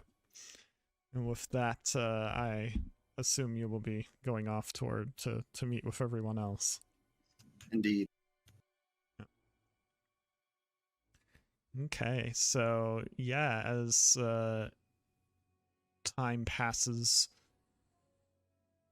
you get word from Venata that they've set off toward the skiff launch site and let you all know when you could start following. If unless you guys have other plans, you can all approach together, and that includes Gam and Phoenix with the PCs. It's up to you all if you have different plans or want to separate. Sounds good to me. Yeah, sounds fine. I'm fine with that. Okay. So yeah, so Sid... Oh, sorry. Yeah. So Sidani, Talia, Zura, Castum, Phoenix, and Gam are... You guys are a few blocks back, basically, from the rest of them, as you all are walking down. You can see Venata and Lady Farah, but they're a good distance away. From you, probably long range. You can tell as you're getting to the overgrown area that things are definitely going to become difficult to see. Like, it'll be hard to keep up with them.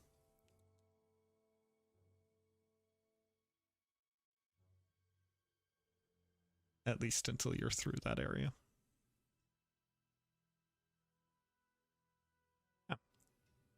You guys can feel free to talk, or if there's anything you want to do while you're moving.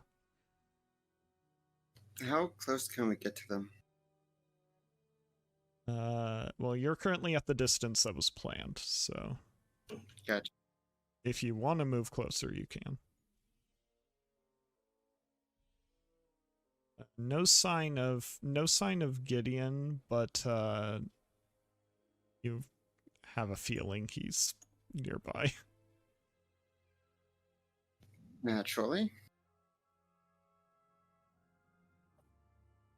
How big are the skiffs again? The special skiff that she's Probably about a dozen people.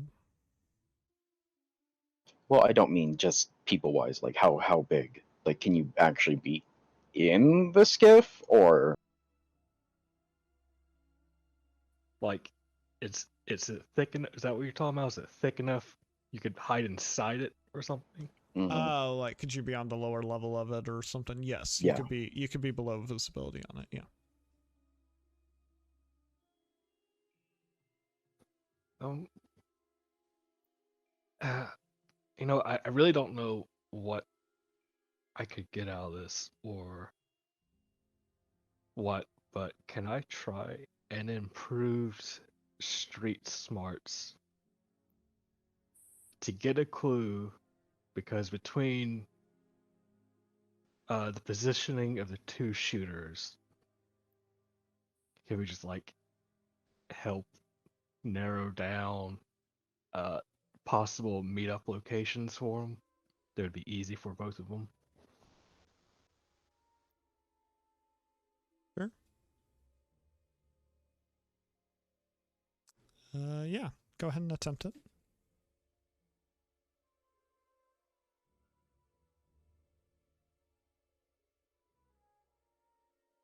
I can reduce that by 2 or 3, I think.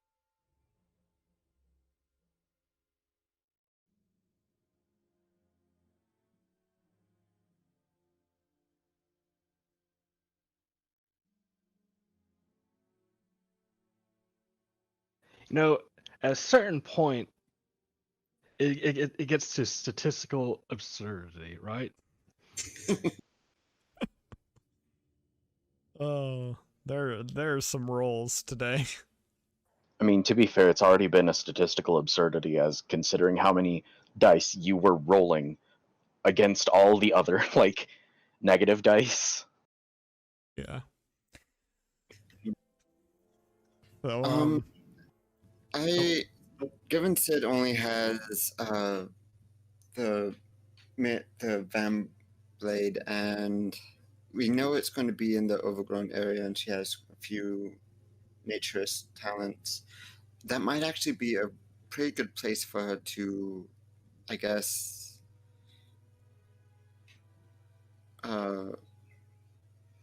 try to examine just before the procession comes through. Maybe wait there even for a bit, and just try to stick relatively close from there. okay. Well, the overgrown area is approaching, so are you suggesting kind of running ahead? Yeah, I think so. Do you tell anyone else what you're doing, or suggest anyone else go with you? I'll tell them what I'm doing.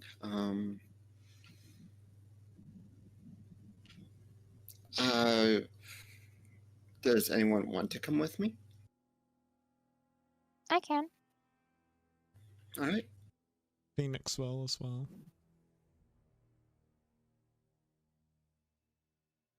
We'll go scouting ahead. Okay. Then, yeah, you guys split in half. Customs are in Gam hang back. Sid, Talia, and Phoenix run forward to get around the Lady Farah's group. Lady Farah's group is frequently stopped and slowed down by people in the street, so it's possible to get ahead of them. And yeah, as you get into the overgrown area, Sidani, you quickly begin to notice things kind of that came up during your conversation with Gideon, and you realize that between what you thought about and what he kind of talked about with you, that this is definitely the best place for them to be. And then also, Sidani, can you give me a perception check with a boost, because you are absolutely has the best perception of these three characters. Okay. Can you give me a perception check against 4 purple? You get 1 second. You do, however, get 2 boosts due to your conversations with Gideon. Do I have any time to use intense focus? Or Yes. okay, All talents you have normally would apply. Just okay. Then I will use intense focus.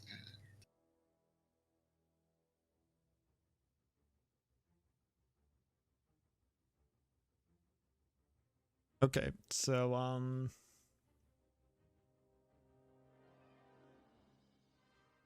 you quickly spot as not too long after the 3 of you get into the area, you're actually able to recognize Beldurgo and see him moving kind of behind some flowering vines.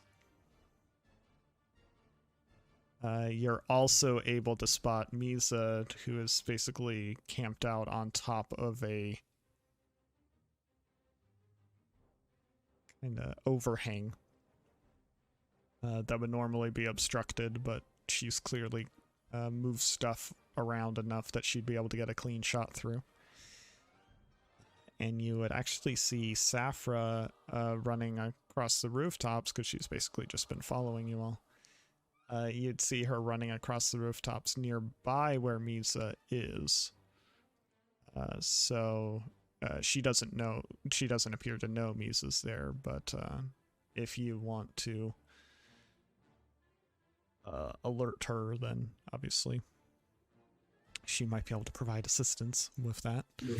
But yeah, so with that level of check that you rolled, you have basically full control over how this goes right now. So I will very quickly point the 2 out, in particular the Wookiee, to my 2 companions, and Sid will tend to head toward Misa, and yeah, she'll yet. Safra would, when you look at Safra, she clearly notices you looking at her. She was probably watching you and following you. So you'd be able to signal to her. And yeah, she will signal to Misa's location. I'm thinking Sid and Safra deal with Misa, and then the Phoenix and Talia can try to deal with the Wookiee. And then Talia is going to come back to the rest of the group to warn them as well, if no one else does. Okay.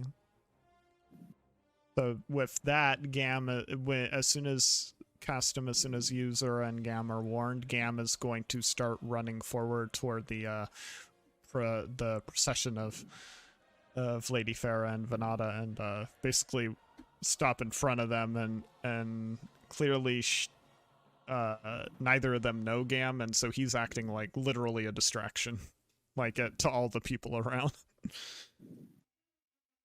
You see him start shouting and talking about how great it is to meet her and all that. So, Castaman Zura, what do you do?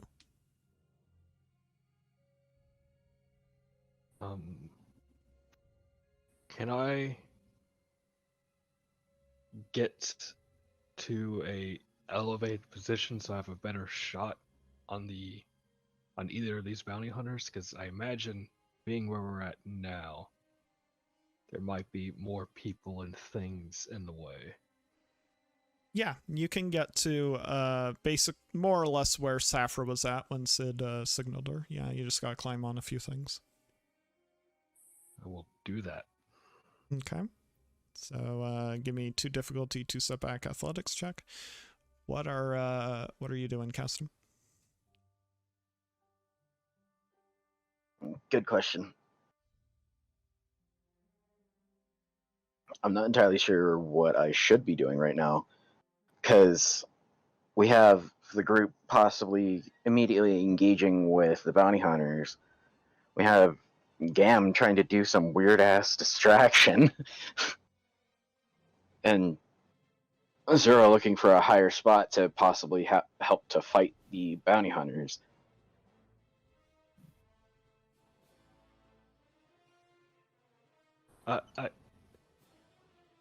Can I do a perception or mechanics check to see if there's anything off with the skiff?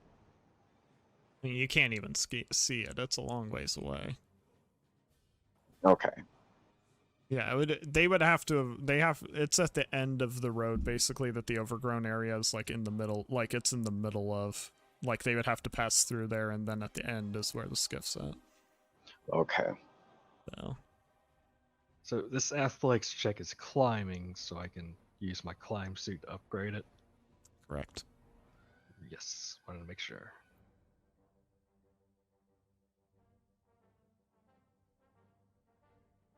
Just barely, somehow. I even got to remove those setback dice, but it feels so sweet. So yeah, you're able to kind of flip and vault your way up a few sides of building and small objects to get up onto the top of one of the roofs. Last we heard, Nye, the bomber, right? She's no longer working with them, those other two? To your knowledge, she may never have been, and it was just coincidence. Okay.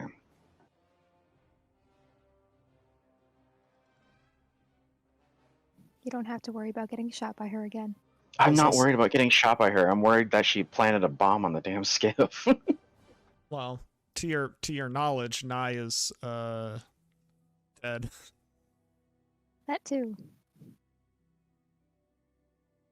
Yeah, true. I did not. I seem to remember there being something said about a ship leaving that place, but I also Cass was not knowledgeable of that.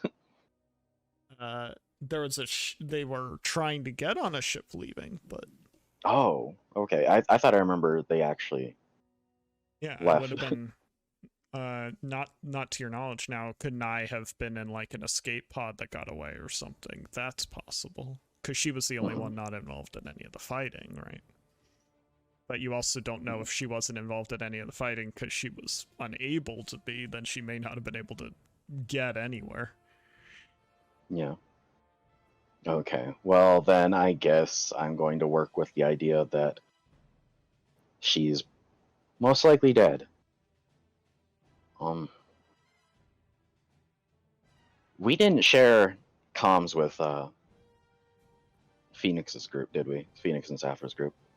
No, Gam just heard off of yours. Yes, he seems to be very perceptive. Mm-hmm.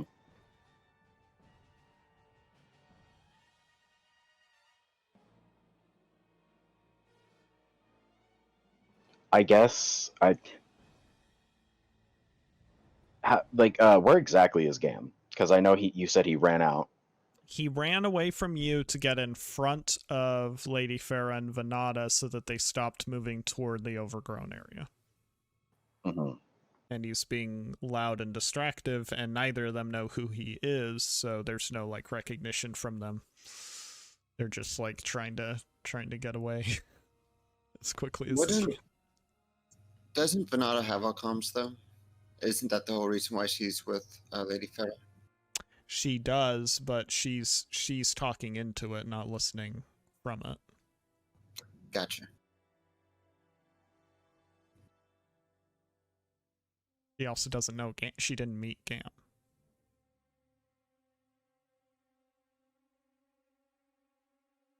Knows everyone else involved but Gam.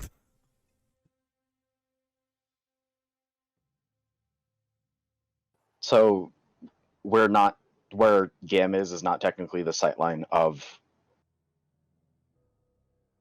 the other two, right? Jaldurgo and You don't know. I mean, Misa's setting up a gun, so he's probably in line of sight of her.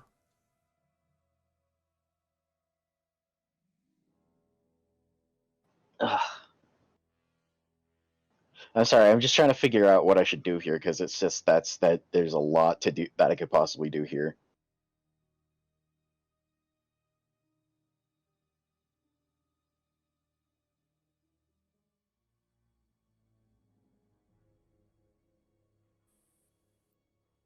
You could try to just look around and find them, I guess. Know where they are. Yeah. You know what? Considering Venata will recognize me, I will actually join Gam in his quote-unquote distraction. Okay. Lady Ferris still doesn't know who you are. So But Venata does. yeah. And she kind of... And the hope is that she Yeah. kind of like understands that something may or may not be wrong here. Mm-hmm. Yeah, so she acknowledges that as you start joining in on the distraction. Okay, so for everyone else, okay, so Alia, and we get your cool versus 2 red and 2 purple.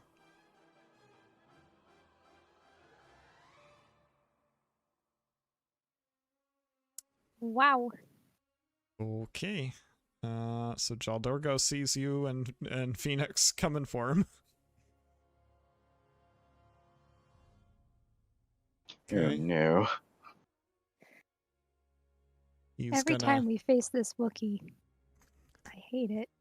He's gonna flip out a Rick Blade and swing it out hard toward you, and in Phoenix, it's gonna be aimed at Phoenix.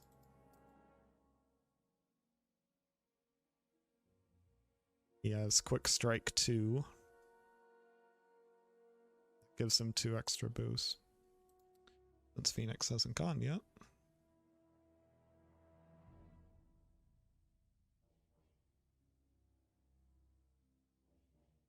And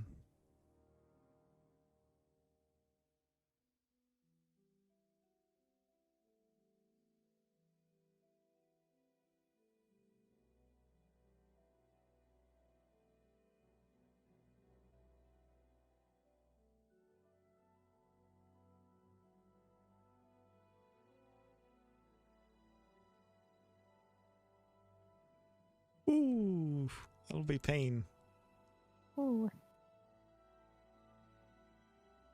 Yeah, it's gonna be 14 coming in at Phoenix. 6 yellow? You big Wookiee. There's a frenzied attack on that as well.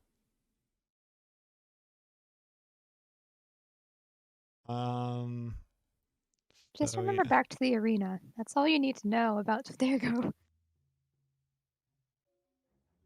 Okay. So Phoenix will take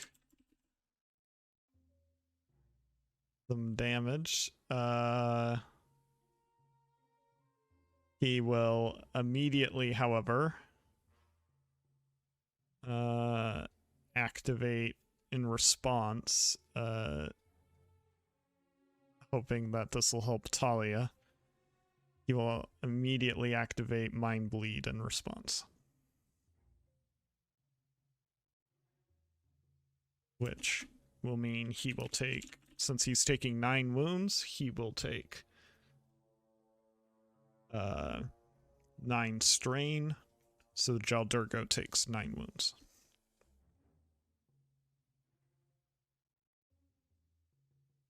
Fascinating.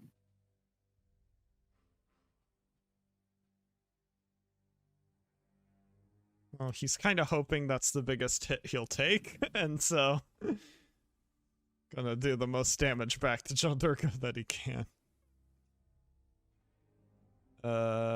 Unfortunately, Jaldurgo on top of that gets to do a mean crit.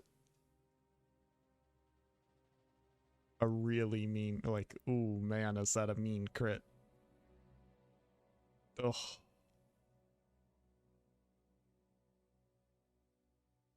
Y'all, he rolled well. Uh-oh. Okay. Oh boy.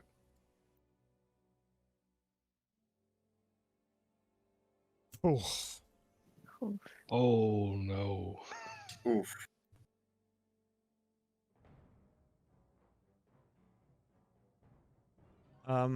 Talia, it's all you. Bright side, he's not dead. Yeah. Yes? Bright side. Huh. Okay. So yeah, This you is just fine. see. So as the two of you run forward, you make just enough noise that Jaldurgo notices you. He grabs one of his blades, spins it around, slashes out. Phoenix lets out a really loud yell that you can actually feel through the force, as if he's like literally sharing the pain he's experiencing with Jaldurgo. And then Jaldurgo slams his shoulder into Phoenix's head. And knocks him backward.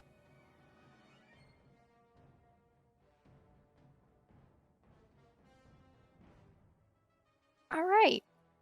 Now your go, Talia, because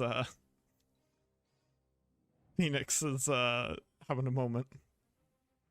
You know what? That's understandable. I'm just trying to decide if I try to punch the Wookiee because I have an extra yellow. Well, I mean, you know Phoenix just did a big wound hit, though. Yeah, it's true. Also, go in, his if you recall, his soak be hella. Oh yeah. It ain't fun attacking the Wookiee, But you got a lightsaber. but I got a lightsaber, so as Phoenix goes down, Talia's gonna run in. He's not and- going down. He staggers off to the side, having just gotten slammed in the head. Yes. As he's momentarily busy.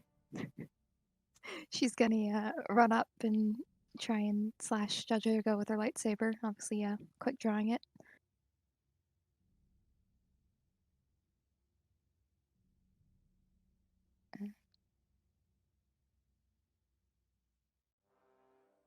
What would the difficulty be on that?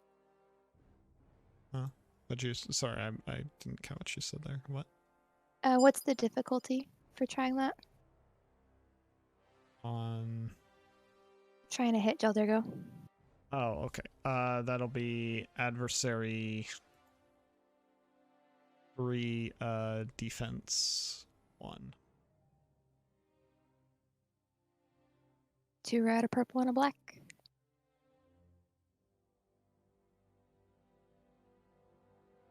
Yep. The lightsaber removes that black.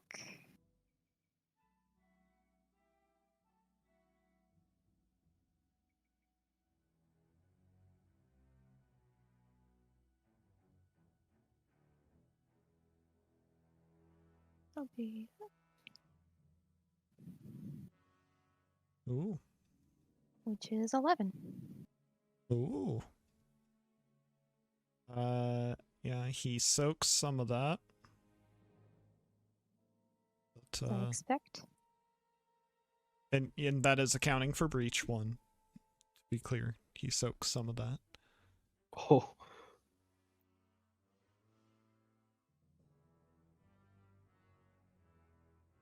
And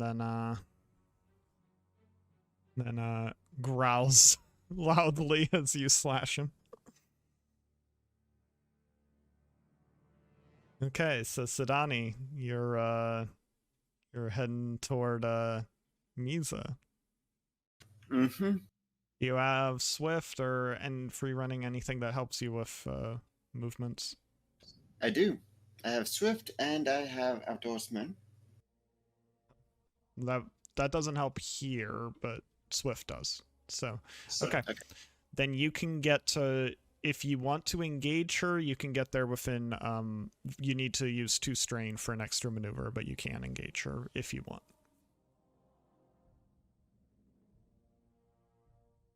Obviously, if you don't, then that's up to you. I think I will. Okay. Adversary 3, no defense.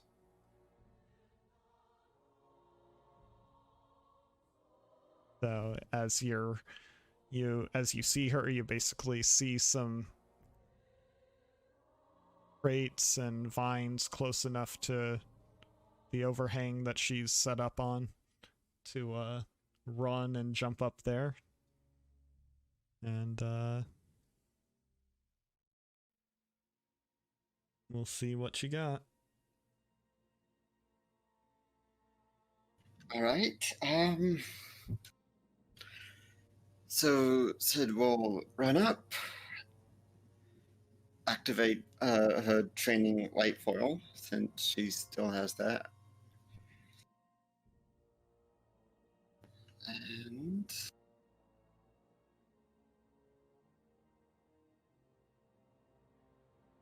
oof. Whoom. Okay. Yeah, essentially. So what are your defenses?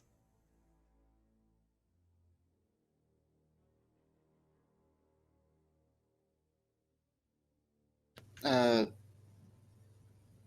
me see. It would be with the light foil 3 melee. Okay. Any upgrades or anything else?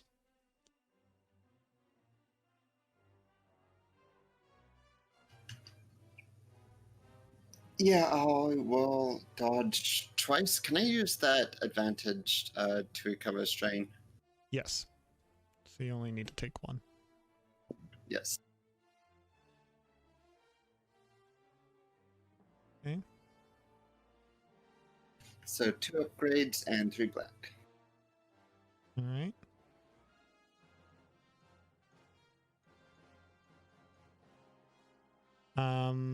So as you leap up to her and surprise her, you're able to get in one swing with the light foil, but you just aren't practiced enough with it. You swing past her, and she was trying to get her gun set up, but clearly that wasn't happening, so she kind of twisted her body, activated her arm, which she has a cybernetic repulsor fist, and slams upward at you with a big like and it just slams into you. 11 wounds. Ow. It knocks you kind of down onto, like, you're still on the overhang with her, but you're like knocked away from her.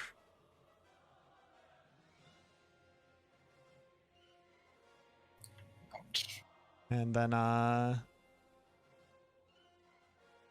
you I'm regretting not having my blast armor for this, but it is what it is.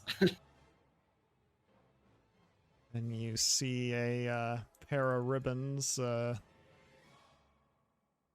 fly out.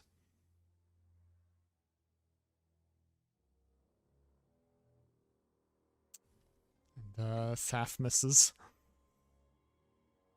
Oh, why is it 5? Coordination versus coordination. She's using the ribbons. Gotcha. Fortunately, Misa's really agile. Indeed.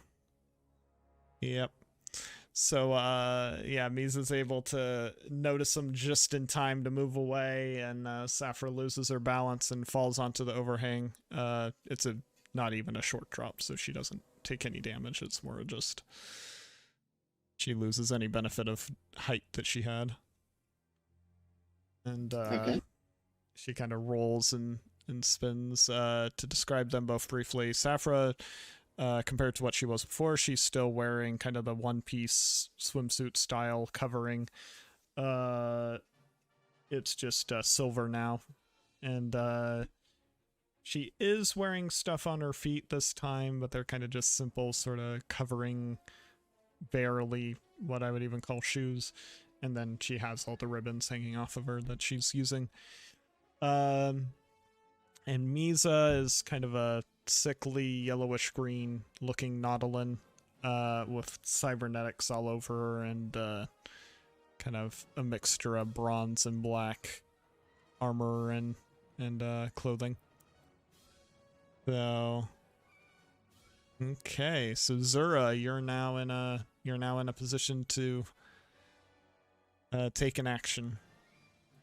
You have no maneuvers this turn. No maneuvers. You can use your action as a maneuver if you want, but you've used your others to get up here. All right. Who can I see and at what ranges, I guess? You can see all 6. And both at medium range. Okay. Misa, keep in mind, Misa is not engaged with anyone right now because she just punched away Sid, whereas Jaldurgo is engaged with Talia.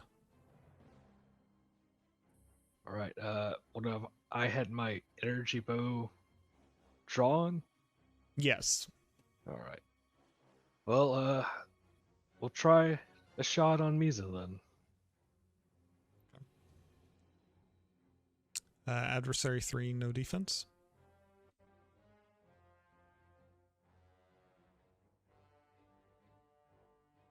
She's at medium range. That's 2 red and a purple. Yep.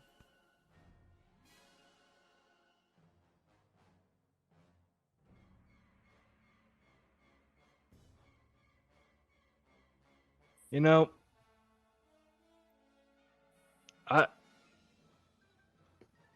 I have natural marksman. I don't want to see 2 to spare right now, please. Oh, go ahead and reroll.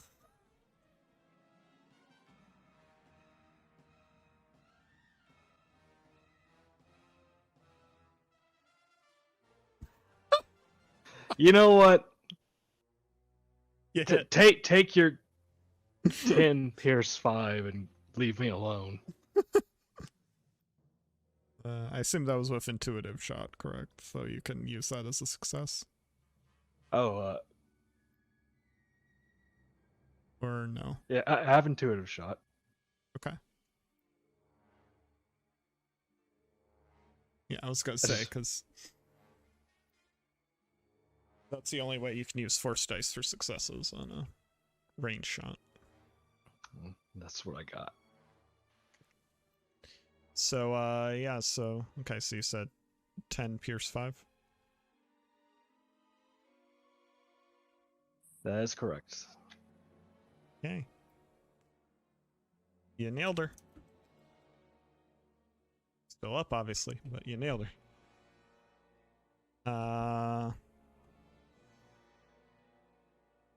Could have used that 1 destiny point to add 3 more damage, but you know what? I'll just sit here in my shame. It wouldn't down her if that makes you feel better. Okay, so over to Talia. Indeed. Hello. Hi. So Jaldurgo pulls out the second blade. Yup. I was waiting. Yep. It's gonna hurt. Yeah.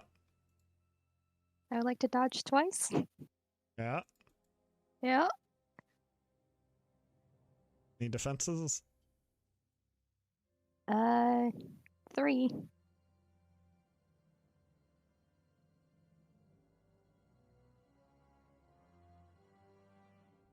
Okay. So that will be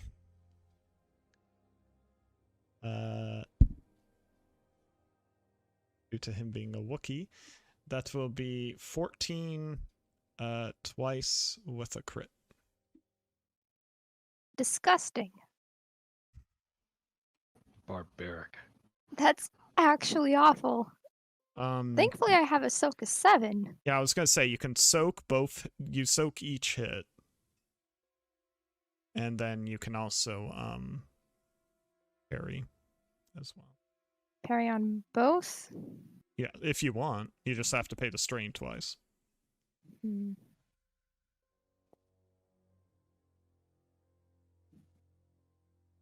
See. Yeah. Yeah. So that'd be... I'm scrambling my brain with numbers. I'm so sorry.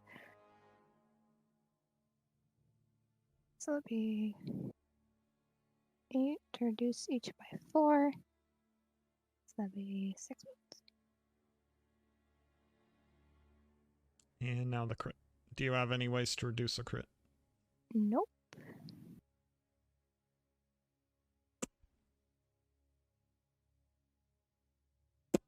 Ooh. Wow. Oh dear. Okay. It happened. Good lord. We got the Skywalker limb loss. I was the chosen one. Now, You're welcome, which is soul. it? That's the important part. Is it the hand? Are we going to be losing the hand again? Yep. Left hand? Yep. Cool.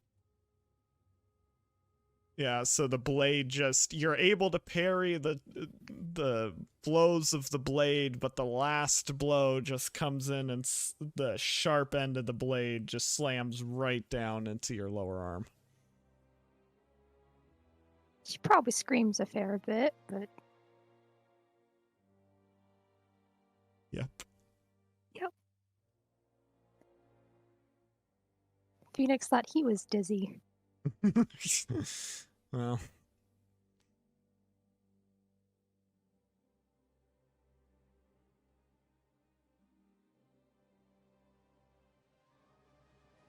Phoenix, do anything except assist you. He'll use a maneuver to kind of try to distract and assist, giving you a boost.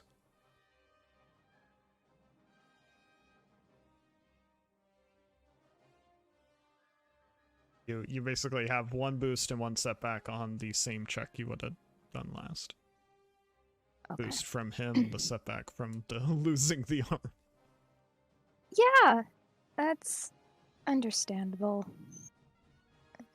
Red, purple, setback, boost.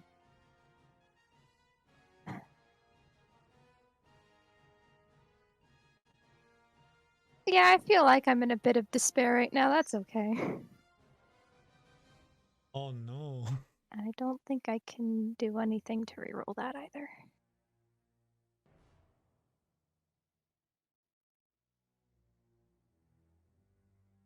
Nope. Ooh, dear. Dear. This went all kinds of ways. Yeah,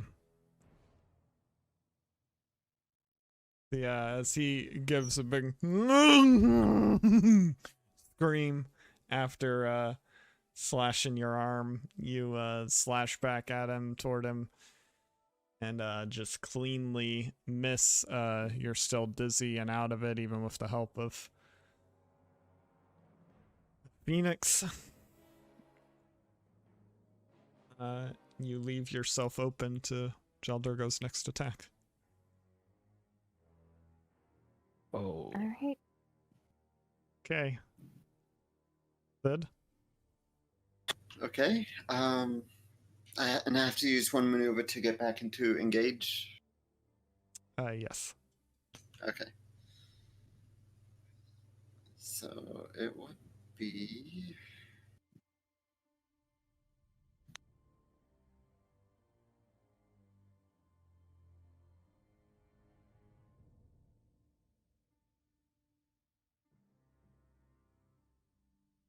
Oof. The dice are not with us today.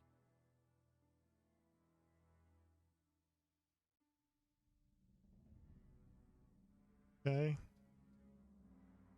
Um.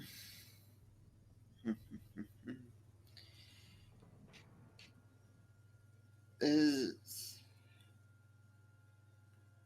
I'd have to use another maneuver to disengage, so I'm not upgrading the shot. Would I?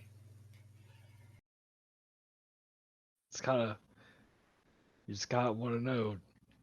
If I get to spare, do you feel like taking 10 Pierce 5 at least? Yeah, that's the thing. I'll go and spend 2 strain to disengage. As soon as you disengage, she pulls out her pistol to shoot you. We couldn't win this one. This is a Oof. someone's shooting you. Sorry. Oh, defenses against a point blank shot. None, except for dodge. I will dodge twice.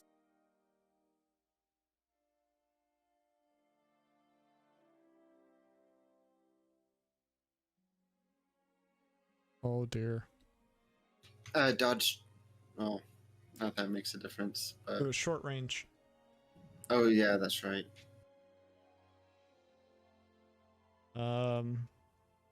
That's a lot of damage. That's 20 damage. Pierce 2. Oh. I mean, I only have a circa 4 in the dress. Ow. Oh no. Ow, indeed. Okay, so that's That's downing you. It does, yes. So that is Oof, indeed. oof. I would be at 25, 18 plus 7. My math right? Yeah.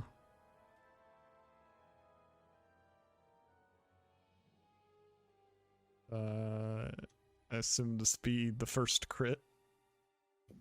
It is, yes. Oh. I'll definitely say I'm winded, yeah. Okay, take the average crit. All right. Safra will be more blunt with this one. Because this is a problem that needs to be solved now. So she will swing in her ribbons and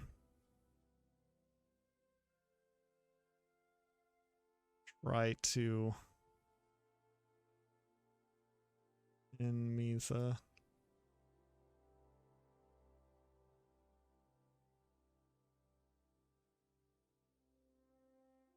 Little easier, but not much.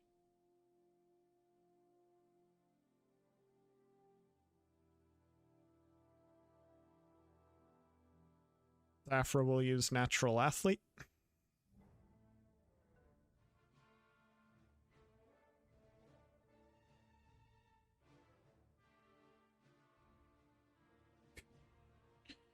Okay, so what were you gonna say, Val? We finally got a hit on them. Yeah. So Safra like kind of throws her ribbons out and they finally connect the third time with Misa. She wraps it around one arm and kind of yanks and wraps around the other arm and yanks. Okay, Zura, Safra does not count as engaged for the shot. And you get an upgrade on the attack, as well as a boost. In addition to what you would normally be rolling.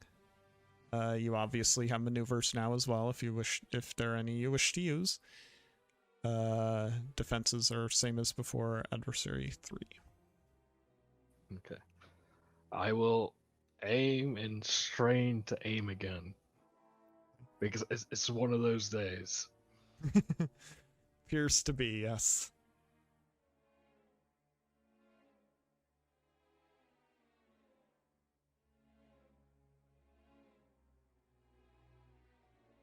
So that's 12. Here's 5.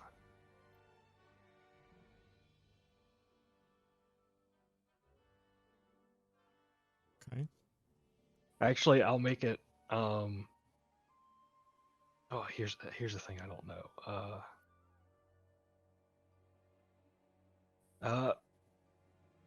Her thing with the ribbons, is that a melee attack or is that like a ranged light, or would I not know? I mean, what's the relevance? If I want to use the knockdown quality. Oh yeah, that's fine. It's, That's fine. That would help. Yes.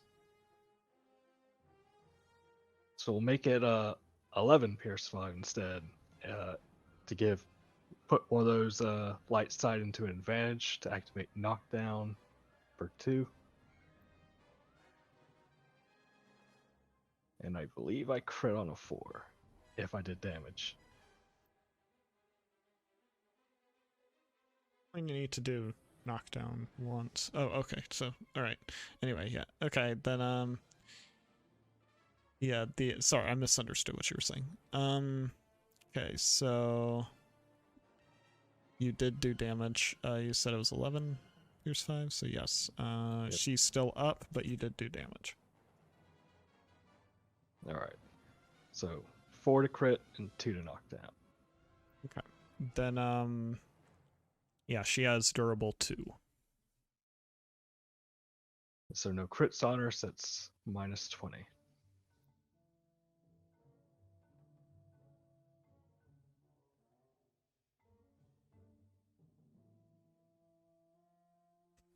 Ironic.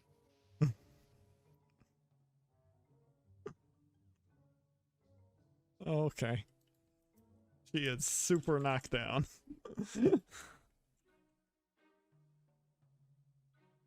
Okay. Castum, you would have at this point heard Talia screaming, as would have Gam, and everyone else. Do you want to change what you're doing? Yep. Okay. Gam will go with you. So, you would run in to see Misa, ribboned and, Zura firing arrows at her, and you would see, Phoenix holding his head, basically leaning against a wall, and Talia in immense pain dealing with the Wookiee coming down.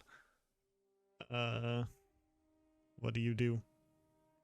I don't like it because he will absolutely one-shot me, but they need help with the Wookiee. But, oh god, I don't know. My skills are so... Like, sadly, right now, my best dice roll is technically my ranged light. But that's not gonna do shit, because it has no pierce. I was gonna say, his soak is massive. The only... Yep. Okay. I'm gonna go lightsaber him. I'm gonna lightsaber him, I guess. You'll need 2 strain to engage him. Okay. So no aiming either. Adversary 3, defense 2.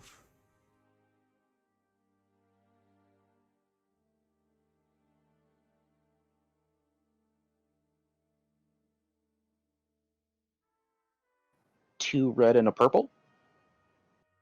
Yep. Okay. I mean, Talia, you wouldn't go down unless he hit you for even more than he hit you last time. All that only did 6.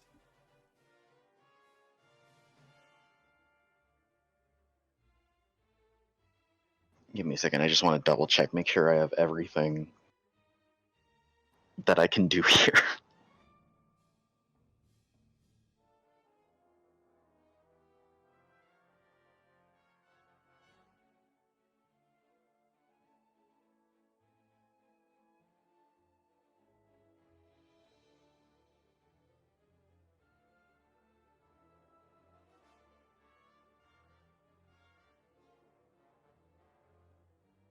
Damn, yeah, sadly I don't have much that can help me here. Oh, okay. You did it! You hit him! Wow. 1 strain, but you hit him. 10 breach.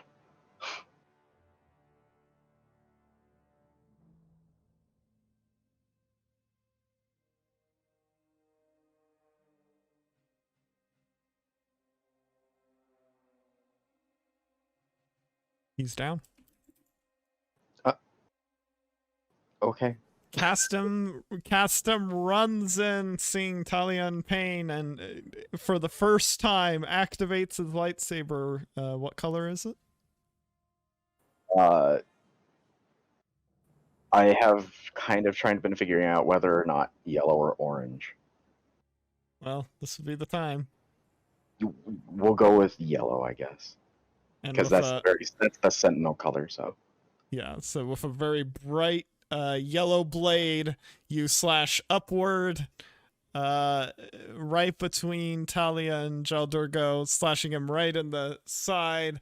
He blinks for a moment in complete confusion as he gets the slightly dazed crit, and then stumbles backward before falling down unconscious. Cass, you wonderful bug. oh god, I was not expecting that to work. And then Gam will roll forward and shoot at Misa.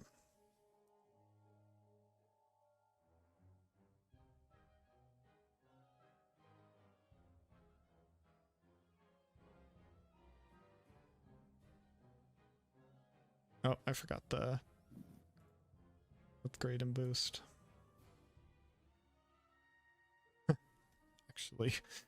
actually made it worse, but oh well. So that's 3 and 2, not 4 and 1. So it's a lot. So he does 14 pierce 2 crit if he hits on Misa. He hits, but Misa's still up. Crit.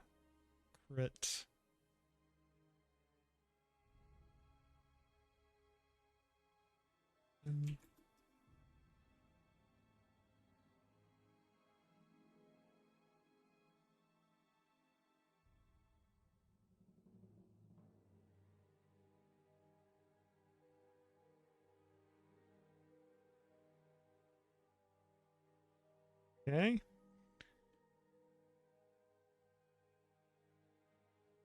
All right. Talia. Yep. I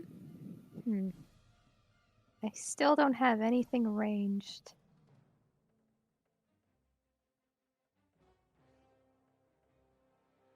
Well, then just either focus on your own injury or I mean you can just like, I mean there's enough allies. You don't have to.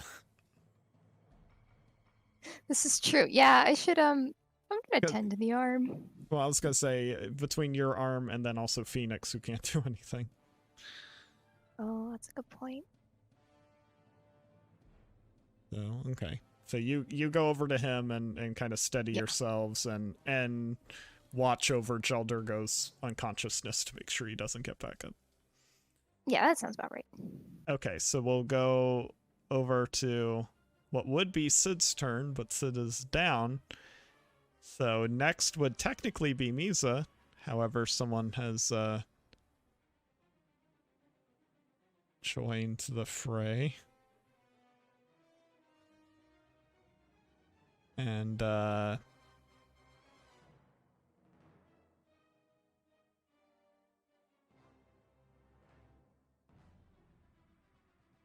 standing from where Safra once was is one Gideon. And shooting past her shoulder at Misa.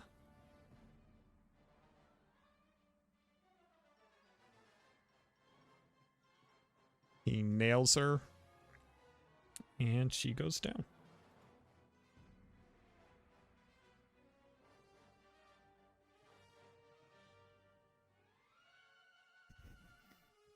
And so Zura, you would just see kind of like he came out of nowhere, just see him standing over there, kind of go,